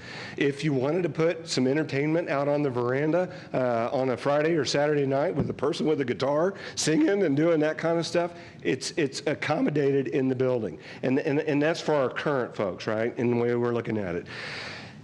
On the back side of that is we also looked at what's going to attract Gen Xers, that's me, you know, we're the ones coming now, and then what's going to attract millennials and the X or the Y and the Zs and all that, and how are we thinking about this building for 50 years from now? And so long way, short point to answer your question is that was the discussion that went on in that committee, and a great lot of debate about that in order to make sure that we were not only meeting our needs right now, but also future needs. And this is why we ended up on that amenity fee within the piece, or at least as a proposal, because we're saying, you know what, you guys have paid a lot into this building and into these amenities in this property, and you have given so much, and we want to control the POA. We don't want to put this back on us. You know, we want to put this on those who are going to use that amenity moving forward. So that is how we at least arrived at that proposal. Okay. Any other questions? Oh, I'm sorry. You're hiding. The operational numbers that you had up there, do those include a contribution back to the construction costs? I mean, because normally any kind of restaurant or any kind of operation, they build a building, but they have to fund the building. Yeah, last year and this year, we started taking 2% of all amenity revenues and moving it to capital. And so when you go to Stonehenge or you eat here, 2% of those revenues that you see end up going to capital. So we have just one capital bucket here. There's not a food and beverage capital, golf capital. It's all one capital, but we started to take some of the amenity revenues and put it back into the capital bucket to help, so the amenities are help paying the capital costs. Okay. Any other questions? Bruce, right here in the front. Oh, sorry, Bill. Just a procedural question. I didn't hear the agenda here. Is this meeting all about Druid, or all of the projects? Okay, I just want to. This is great information. I just didn't know where we were going here. Thank you. Yeah, we're about to finish. I'm about to turn it over to my finance friends over here. So that's it. Tom? No, you got to talk in the microphone. Will the capital projects team say that we cannot save Druid for $8 million? Tom, it's not just the cost. What the engineering study that Greg referenced told us is this is our assessment from what we can see. And from what we can see in our experience is it's twice as bad when you start tearing the walls apart and seeing what's there. And so at the end of the day, it was just too much risk to take. And to Greg's point, that's not one building. It's several buildings, and so there's many structural walls. And so to accommodate what surveys told us we wanted, we would have to remodel the inside, and we were incapable of remodeling it to the point of doing what we wanted to do. Probably one of the big things that we found in that study that really killed it was the trusses are not in code, which means that you really are going to rebuild the building. Just one other example that's really clear to me is the occupancy of that building, Legends and Stone and Fireside, is 270 people. Like That's fire code. There's 200 seats in both those two locations. Yeah. Look at the number of bathrooms that were available. We would probably have had to take up Fireside just to have code bathrooms to operate that building. Right. There's just all those kind of things, Tom, that just said this is not a good idea for the next 50 years. Okay, anything else? I'd just like to say thank you. Thank you to the board, first of all, because you kept this a very open and transparent process. There were deliberations that were in committee, but you, as a board, respected and allowed the committee to generate questions and to listen to the membership at all stages of this process. And I want to say thank you to my fellow members. Thank you for your trust in that work that we did as a committee. I can tell you with truth and with conviction, I'm an Eagle Scout, we listened to every single comment that came in, and we collated that data, and hopefully we'll have that business case available for the membership after we get ready for this. Yeah, like I said, this is all going to be on the website, the slideshow and the video. So, okay, thank you, and I'm going to turn this over. Really good information. Very good information.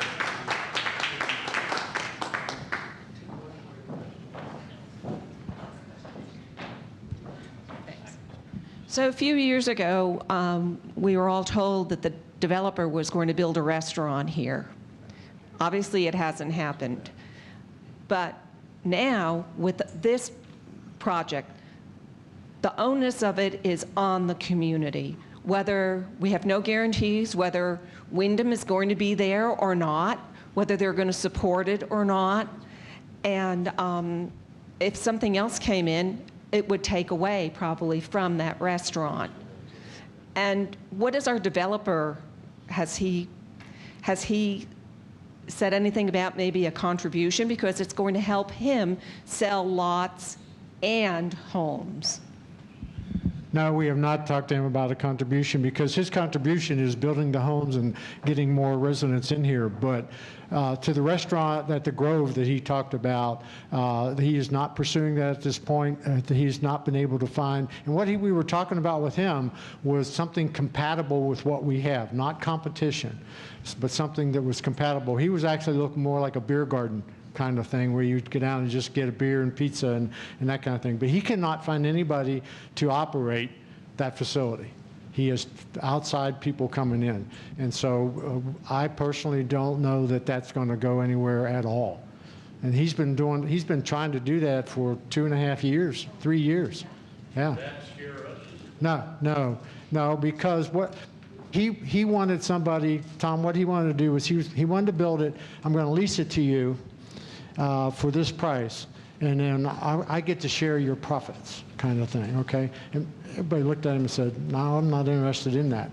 This, to Mike's point, this is an amenity for us. Our ask, okay? And so we're going to provide the restaurant that they've asked for. He was trying to do something from a business aspect, quite frankly, okay? All right, I'll turn this over to you. Bruce. Thank you, Bruce. Which one? Which one? No, I don't want the microphone. What we're going to do next is what you heard was essentially a micro piece of this. This is the macro information of how we get there, and it's in 2 pieces. The first piece will be the slideshow that much of the information on that you've already seen. It's already been there on the website. We've added some more information to it, and we'll go through that. The detail, the next level down, is on the spreadsheet over here that we'll be talking about. So the Druid project is one piece of this very large 10-year capital plan. And it goes back to both the input from the members, a result of the reserve study that was a first time, and I keep harping on this because it's one of the really important pieces. It goes back to your question, why didn't we maintain the building? We didn't. But now, with that reserve study, it showed us what we did not do and what we must do to continue the operation and well-being of the community. That reserve study goes out 30 years. I'm not going to talk about 30 years. It's the same issue. I'll be much older even than Mike by the time I get there. But we are going to talk about the 10 years that we have. And it's in 2 5-year chunks. The first 5-year chunk, of course, is a budget plan that we have. The second 5 years is the plan with numbers, but not a lot of detail because it's just like every other budget. By the time I put it on paper, it's outdated. But it's all of this information is rolling and continuously updated as the reserve study is, which is on the site. Much of this information is buried in that reserve study, the numbers, and it's mind-boggling, but it's up there for your reading pleasure. The goal was to fund the capital projects, reserves expenditures, and regular ongoing capital requirements of the community. This is for 10 years. We're going to talk about the objectives. We're going to fund the projected community POA and amenity capital projects for the next 10 years in 2 5-year chunks. We're going to address the growth needs of the community for the foreseeable future. That comes from data, hard data, and projections that we have had and collected over the last 15 years. And the data that we see projected in the monthly statements that you folks get when you come to the board meetings. We're going to fund the capital portion of the reserve study for the next 10 years and create a reserve fund for the future reserve expenditures. Again, those are hard numbers. If you remember when I gave the presentation last November about the budget, that was the first time that we shared with you the projections of the reserve study of what we must do just to keep our buildings, this building, every building on the campus, in good operational condition and to be able to support it. And to meet the capital needs of the community and the capital reserve fund. And we looked at alternatives, how to get there and what we can do as options to get us there. Because it affects every one of us in the community. The what and how, again, the reserve study. We finally got it. We've analyzed it. It took a while to get us to the point of being able to put it on the website to give an idea of what is in there. Every month, all of these, the CARs, all of these expenditures are documented now as a result of the information in that reserve study. This is part of the process that we're going through now all the time, every month, constantly. Doing analysis for these costs included input data from the general manager, all of them, and the senior management team and staff. Everybody has got skin in the game on this thing. And it showed us what we needed to do to protect and maintain what we have now, the updated picture for the next 10 years. This was important. The information that has come from all of the surveys, from the focus groups, from all of the work that the Druid committees have done, and past information from surveys strategic plan. This is from the members. This is your and my input on what we asked for, and it's articulated in the mission and values of the community. We're in a good spot. As we'd said earlier, we do have solid cash flow and revenue. We are growing. We grow every 10 years. I think it's almost double. I mean, the numbers are great. They're not diminishing. It isn't bad here. It's a pretty good place, and people keep coming. We have $6.6 million in cash hanging around for our use. That's in the operating reserves. And we have a debt service reserves at the end of the year of $1.1 million. We have steady growth in our housing market. You'll see the assumptions we made going forward on, and they're very conservative. We did, just like the Druid groups did, use conservative numbers to get to where we're thinking what we're showing you so that we don't get out over our skis and we have room to adjust if things do go sideways. These are just statistical numbers. This is a slide you've already seen, the growth in their amenity use. And this is just an idea of this growth is, well, the budget and what we're doing is reflective of this growth, how to accommodate this growth, how do we deal with it. We've got people standing in line to spend money. That's a nice problem. Here we go. Our 10-year estimated capital spending, amenity and projects, $48 million. Reserve funding, $22.1 million. The total required is $70.5 million. Large number. Sounds large. Since 2008. Now, this is really interesting because it was something that we had to look at. So that's a very large number, and people are going to say, so all of a sudden we got to spend this? We have spent, without a plan, without that reserve study, over any 10-year period, excluding the one spike in that spending for this building, but in 10 years, we have spent $71.4 million. Those last three were not part of that because this is the new stuff. We have averaged that over 10 years. We're not out of line of what we've been doing for over any 10-year period. So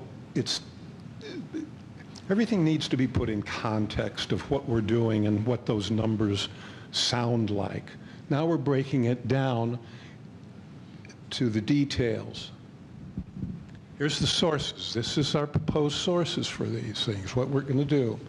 $36.9 million in property transfer fees, 29.2 from assessments, the normal inflationary assumption.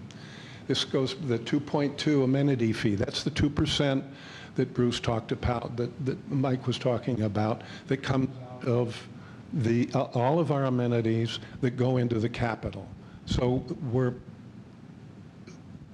using a little extra juice for our capital funding from the amenities. The good news is the more guests that come in and use our pickleball courts, the bocce courts, bocce. I don't know about bocce. I don't play bocce, so I'll just leave that alone. Pickleball, tennis, all of the other things that we do around here, the marinas, all of these amenities are generating revenue. 2% of that comes back into the capital as well. Plus, just from operations, we have $5.4 million coming in every year. That's just part of the equation. Again, the blue and the green are our assessments. I got to get the number of percentages. I don't have the percentages, but you can see the sources of it. Of the amenity users, that's the 2.1 million. Capital income from operations is the dark blue, the big blue, light blue, pardon me. And the amenity reserve fee is the 36 million. The assessments is our regular assessments. Everybody pays on that. That's ours, the green. The key projects that are outlined here that we're going to talk about are these right here. The Emergency Services Center, that's coming in this year, starting that. Druid Hills, we're starting that. Irrigation, Heatherhurst Golf Course, that's out there. That's one of those that's in the plan, and you'll see that when we get to the spreadsheets. These are large numbers. Additional pickleball courts. We want to add, the pressure is on us to add 8 more enclosed pickleball courts. That's in the budget. These are the things that are going to be paid for out of the monies that we're talking about, the $70.5 million. The core study, administrative spaces, better slow down, I'm having too much fun. Social and meeting spaces. There isn't enough space for people just to gather and sit and play cards, mahjong, just have coffee and chat. We are running over each other at admin. If anybody's been over in the admin building recently, it's pretty interesting. I feel like a traveling salesman. They stick me in the office products closet when I go over to the admin building upstairs because we're running out of room. That's just the way it is. We need to upgrade and keep upgrading and maintaining these buildings that are our home and the first place that people come and see when they come in to Fairfield to live here, to buy a home. We need to have some better spaces. Now the tough part. How are we going to fund all of the things that we need and want to build and maintain? The amenity reserve fee, property transfers. Now, the more details on the property transfers are on the FAQs on the website. So if you have a situation of how, am I going to pay? Well, you may or may not. It depends on a lot of details, if you will. Those FAQs are on the website, but it pertains mainly to people that are buying a new home. One of the things that is true and some people miss is that difference of $3,800. You don't pay that if you own a home here and you sell your home here and buy the other home that you wanted. You don't pay that fee. That is for new buyers coming in and buying a new property. These are for the breakdown for a given lot. And it's just for, A's, B's, and C lots throughout. These numbers were calculated on the sale of comprised of 355 homes, 277 A lots, et cetera, et cetera. That is a number that is the lowest number, combined number of 755, I believe, was the total number over the last 15 years, I believe it is, but certainly the last 10 years. That's the lowest average, and that's what the basis was calculated on. There it is. I should have read it. So it's a 10-year, and we used the lowest year for that. The sale of new homes, we used the lowest that we have had. The new owner, it's the way it is. Existing sources of funding. Amenity fees, we're going to generate $2.16 million. That's the additional 2% that we pull out. Total assessments are $29.2 million. How do we get that number? What's that's coming from? Here again, we don't know the future. We know a range that we believe we're going to have to live with to get to where we need to be, and that range is 4 to 8 range per month for our assessment increases. That is not out of line of what it has been, but it is something that needs to be realized as an ongoing commitment to making sure that all of the buildings and everything that we're trying to do here as a resident and a community member to maintain the standards that we have established. We don't want to go backwards. We cannot afford to go backwards, or we lose everything that we've invested in. And this is for those that come behind us. It's an investment in my home, your home, our properties, this building, everything we do here, so people will continue to come here and use the amenities. With all of the new things going on around us, we've got an opportunity to expand and bring more visitors in to use the fun bits to pick up the slack so that we don't go beyond these numbers. This is just an investment. I mean, I got to put tires in my car. I got to put a roof on my house. We have to have money to do that. We have to save money. I can put it on a credit card and get way behind. or we can do it this way so that we can continue to do the things we need to do. 25% of assessments go to fund the capital requirements. That's the maximum that we can do. That's the constraints of the covenants and restrictions. We allocate the other 75% to operations. And we've got cash in the bank. Banks love us. And again, we have the $6.6 million in cash. Here was the biggie. No need for special assessment. The weight of what we want to do and need to do is shared as much as possible without adding an additional burden, a special assessment, even more debt burden or more assessment burden or more POA burden on all of us here. It's going to be a lot more than a $4 a month increase on our POAs if we did it on a special assessment. And there was no guarantee that that would go away. These were some of the risks, and you saw this one at the original presentation. The biggest risk we have, frankly, is the construction costs.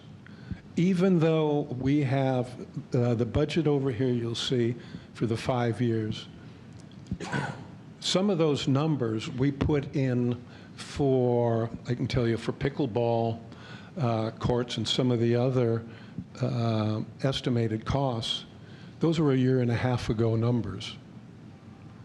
We haven't gone out and done new, updated those numbers for those. Those are the ones that we built in and we knew at the time. As we move along, again, they may change. Could they go lower? It's possible. Will they change and go higher? Likely. But that gets into those, just like building the clubhouse. You build a contingency in when we get actual estimates and start to build these things. Can you get the spreadsheet on this one too, please? So we can do it from both sides. Here's the numbers. Now this is the next level down. Now, let me kind of put this in perspective. What you saw there is the plan and a roadmap. This is a little more detailed roadmap of, if you will, this is the, I don't know, the way stops along. 24 through 28, it's the first 5 years. And you can see our capital spending on the major projects, the irregular amenity spending, POA major projects, POA regular, Druid, you can see Druid as the 16 million. Those are built in. Here's the projections of our capital funding. Now, what's interesting, all of these out years from 29 through 33 are part of what we got from what we need to do from the reserve study. If you look at the reserve study, some of these items, all of them, are actually in there, and that's what it takes to get these things done. But as you notice, we're in pretty good shape as far as our funding. We don't. We have capacity to do everything that we want to do, need to do, without breaking the bank. We take out a loan that we're not going to hit for 2 years anyway. So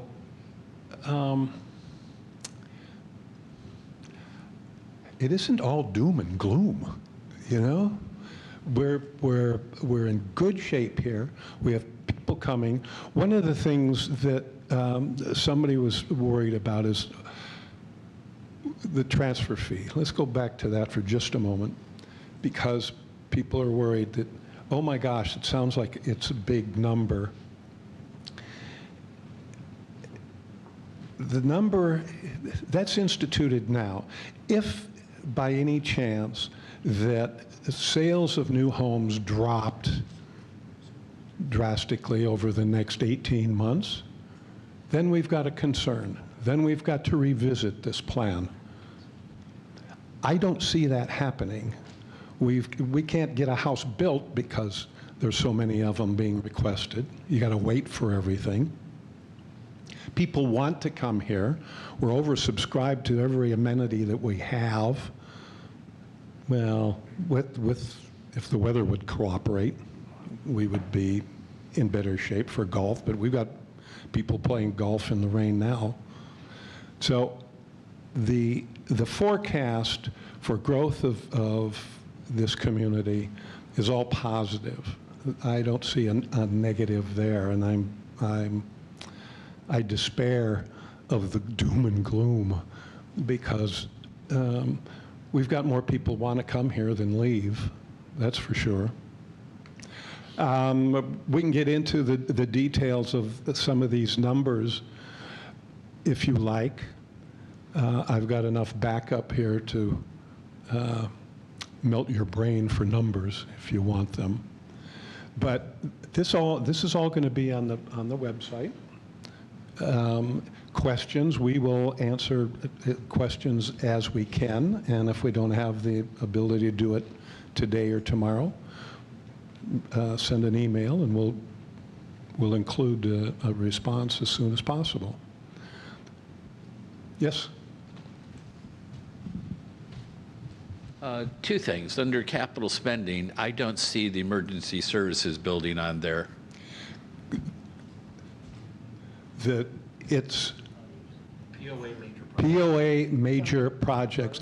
I think if you, do we have the other, yeah, major projects. Where is he? Go down to major projects. Yeah, give me that. There he is. There he is.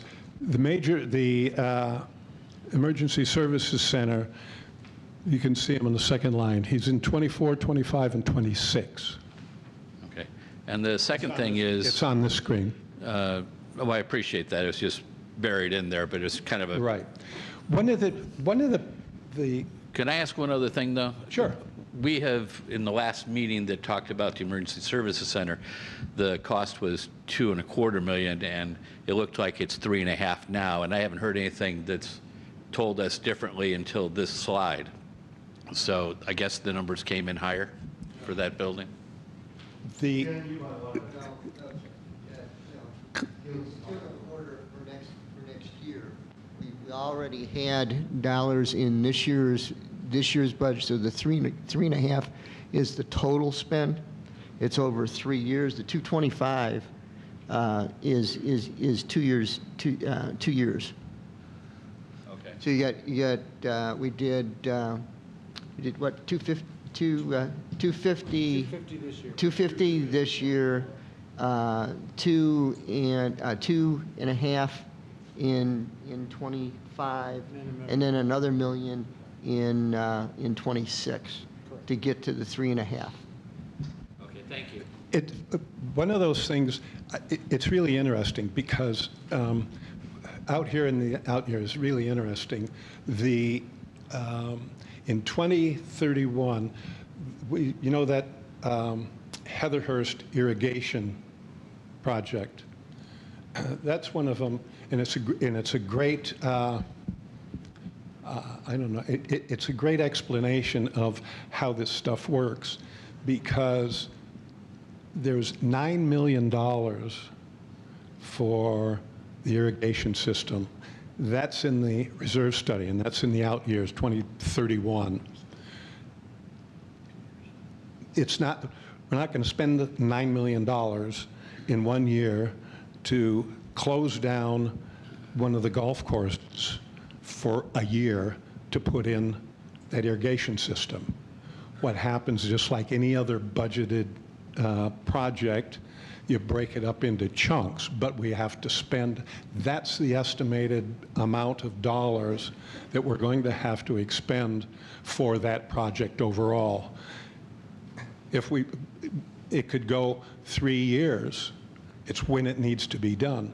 When they start doing these projects, they do 9 holes in the off-season when it's closed. Okay, that's a chunk of that 9 million. Every year you will see a modification to this of what the budget for the year is as it rolls along. This has never been done before here. We're seeing stuff and doing stuff that hasn't been done to save us from the mess of having to lose Legends and Fireside and potentially lose a lot of other our good real estate because we weren't doing what we needed to do. Now we've got it and we're sharing it with the community, so there's no, oh my gosh, I didn't know we were going to do that. Yeah, you do. This is what we're doing. Tom. I appreciate this, a lot of stuff to digest. Your last comment about, spending what I'd call the maintenance and repair stuff and all that, it's in that 70 million. It might be helpful other than the spreadsheet to talk about, of that 70 million, what's quote unquote new, what's the maintenance on it. Just to give a perspective, that would be a suggestion. One, I know it's on this. Then I'm sorry, I missed it. I apologize. Yeah, let's go. That slide is showing. Here, Bill, go ahead. If it wasn't understood, I think what there are 2 key slides. Go back to the one before. The 10-year, next one, I believe it is. I mean, what this is showing is that the spend that is in this 70.5 million is not greatly at a variance of what is a normal spend has been since 2008 over any 10-year period. It's just never been captured because now we have the reserve study can show you that. So the point of that was to say that even back before you had that spike, well, that was when you took on this building.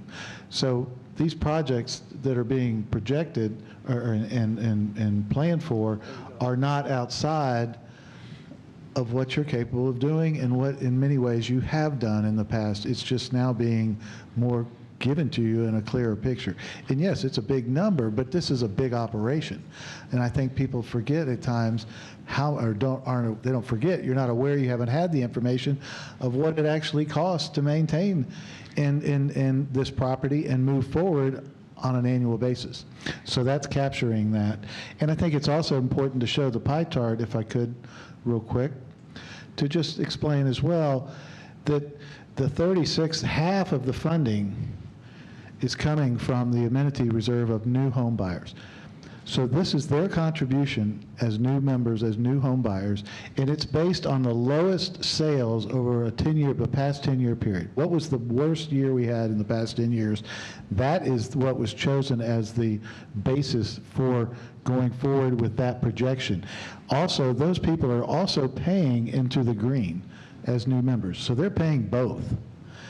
So it just gives you a good understanding of what the contribution is of current members and of new members, and their contribution should be greater because they're here and theoretically they're going to be enjoying what you have already built and have here that they're going to be utilizing.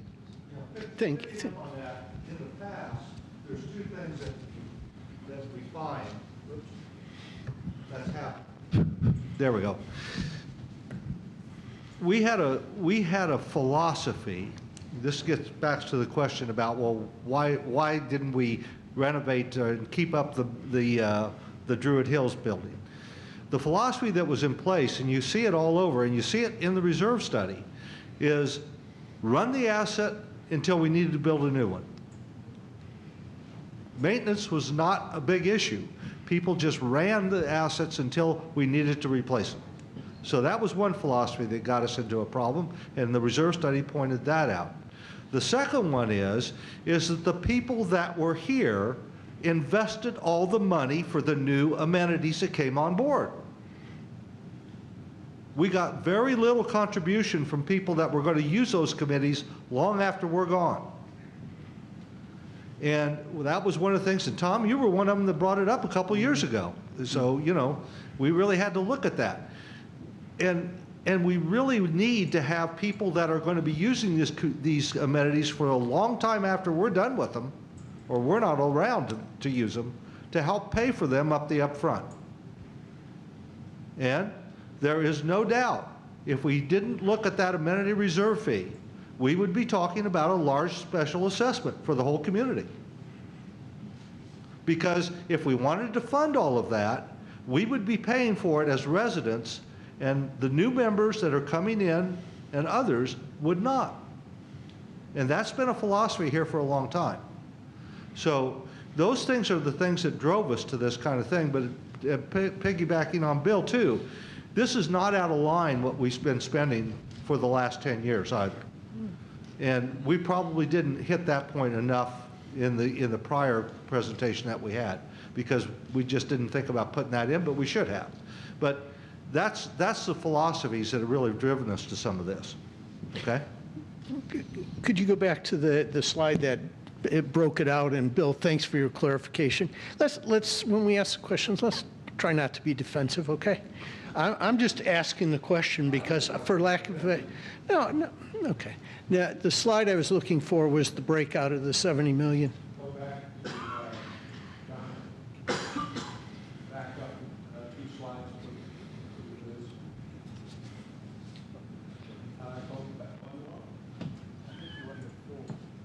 That one. My point of kind of asking this is, I asked about, you know, the repairs and maintenance and the thing, and here's the thing. Somehow we have to get our terminology. I don't see maintenance and repair for those in the audience on this. Put it in English.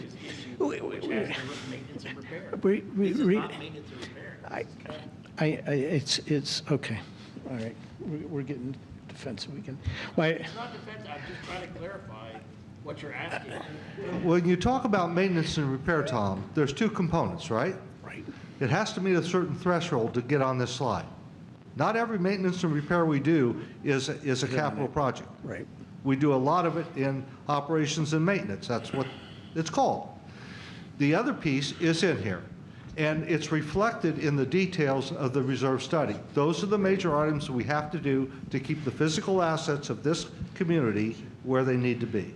And that's not being defensive. That's just trying to tell you. Yeah. Okay? I mean, too, because when folks, in fairness, which the board shared with you, where's the reserve study? Where's the reserve study? For the sake of understanding and simplicity, it was being broken out, so to make sure, and that was what was explained in the past, and perhaps it's not as understood as it should be, but it was being, counting was taking the operating and maintenance portion out of the reserve study to segregate it so that you would have a clear picture of what is going on, because the reserve study is simply giving you a view of what you never had before. And you were sort of operating in the dark, and you were taking care of things as best you could, but now you have a plan, a budget, and yes, it's detailed, and there's some things you will do and some things you can defer. That's why it's a living document. It gets changed and revised on a yearly basis, and there will be a time in 3 to 5 years the board will choose to have them come back and do it and update the reserve study and do the whole exercise all over again so that you're continuing to have a proper picture. But that's what was being done, was to segregate those so that you would understand what's being presented here as capital, and then what you're referring to for operating and maintenance is in operations, if that's helpful. Thank you. my only last question, more in your projections and maybe a clarification, and that would be part of the funding and everything was the projection of dues increases, $4 to $8 on average and so forth. Possibility. And the part that you put in there too was that potentially we could be borrowing $13 million. What I'm trying to understand in that is if we borrow $13 million, just my calculations, they could be off, we could argue them. That's about $10 a month in dues to service the debt. How does that play in?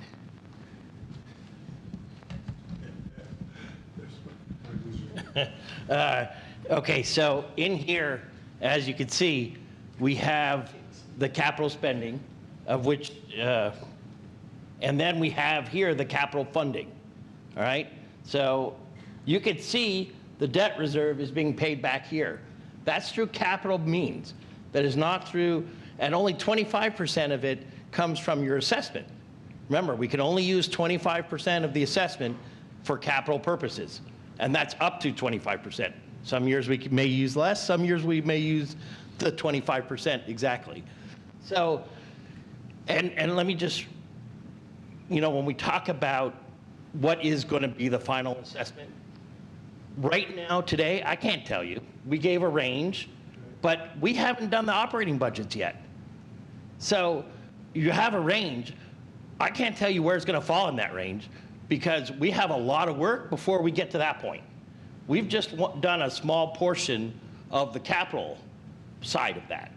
So if you're asking what an assessment is what your assessment is going to be next year, we gave a range, but I'll tell you right now, we are still very much in the FAC and the management and everybody is still knee deep in trying to figure out what that number is.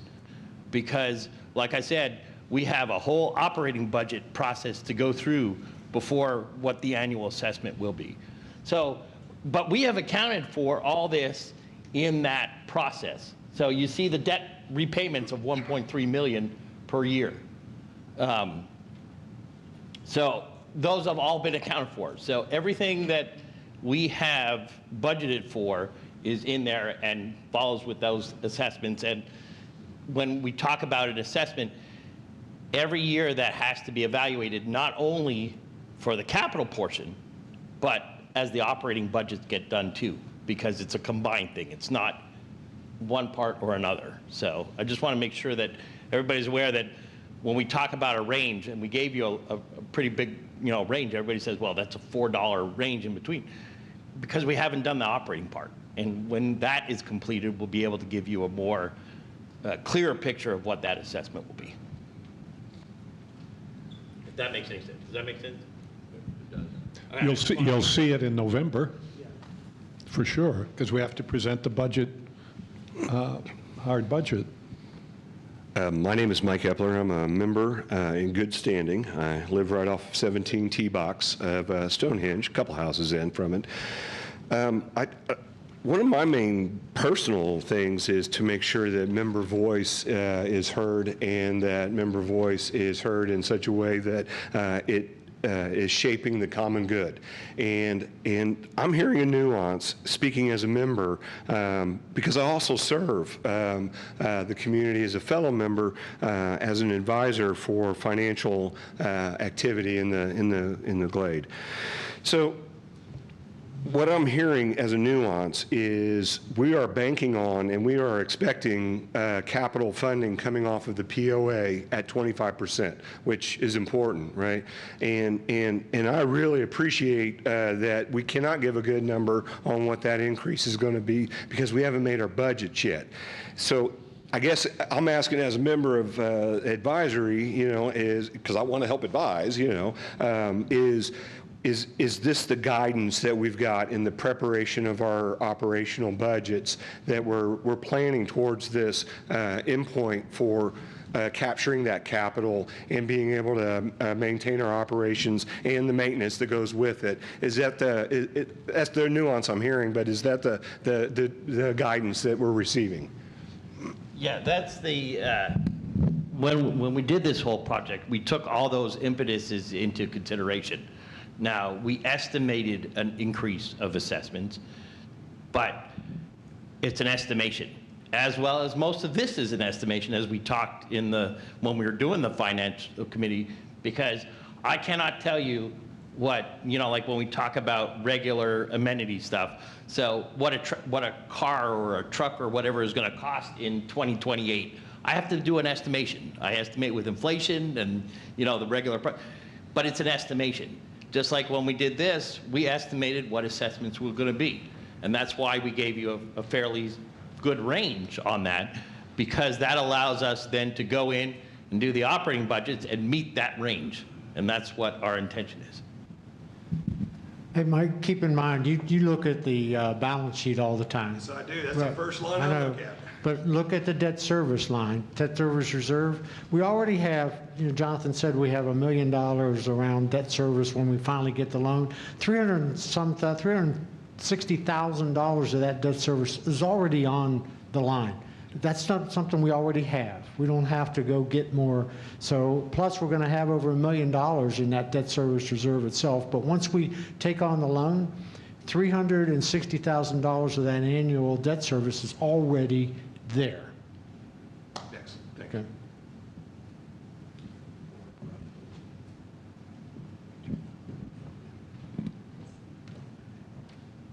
I'm Monica Heisel. I live over on Oakleaf Circle. And this is more for Greg, but you can chime in. You know what I'm going to ask. This has all been very good and enlightening, and I appreciate all the work you did. And I appreciate the whole board doing an amenity reserve study because it was desperately needed.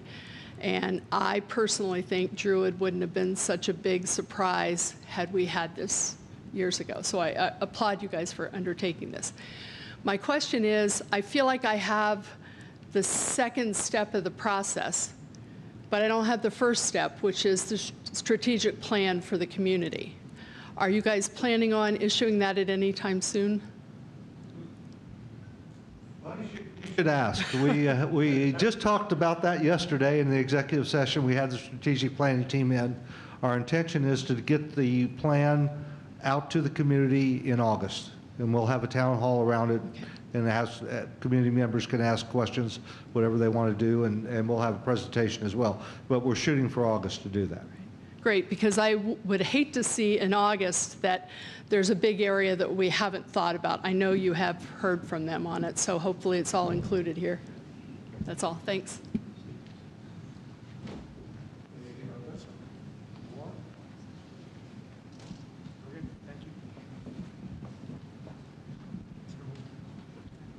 And back to you. Any other questions? Yeah. There's one.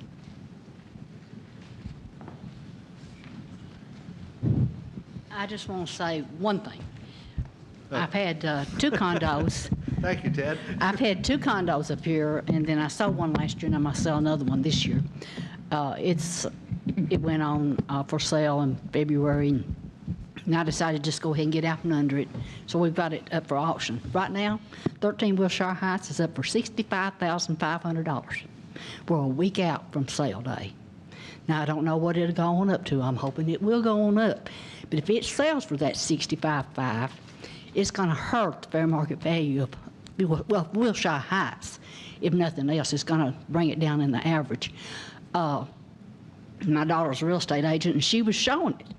And how we found out about this $5,000 assessment was when a potential buyer brought it up. Now, when I bought in these, I think I paid like $600 or $800 the first time. And then I paid like, I think $1,200 or something, something like that. And then it jumped from $1,200 up to $5,000 for a condo that should sell for around $140,000, $150,000. Now, if you're talking about $5,000 for a home that's going to sell for $1 million on a potential buyer, that's not much. It's comparison to the $150,000. But what I want to mostly say is one comment that was made is if this doesn't work, and if the sales go down in the next 18 months, or so, then you all will relook at that assessment and may have to bring it down. But my house is selling July the 31st. So I'm gonna take the hit on this because the potential buyer is gonna say, hey, will you pay part of this or all of this? And I won't have any property up here in Fairfield Glade, but I'm gonna take the hit on it. And when he said that it's based on the very low amount of sales, that means that got the number up to 5,000. If it had been based on the very high percent of sales, it might have got it down to 3. You know what? Do you see what I'm saying? I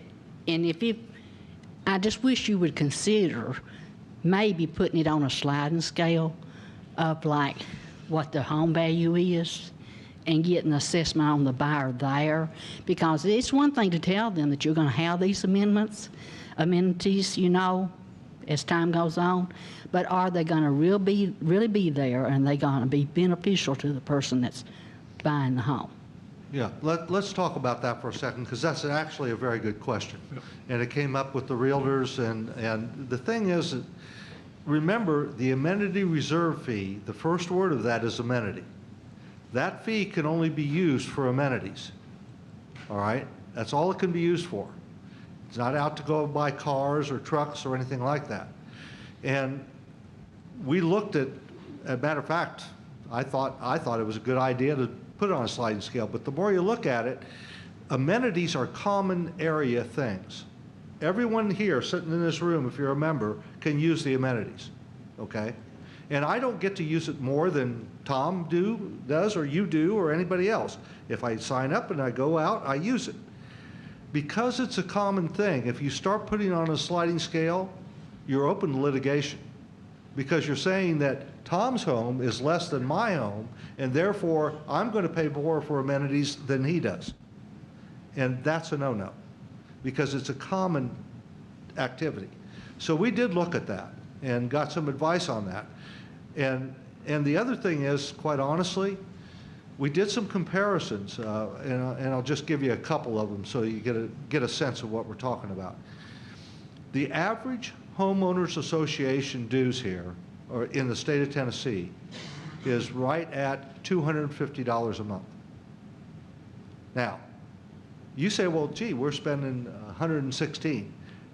$73 of that is sewer. So our actual amenity fee is 30.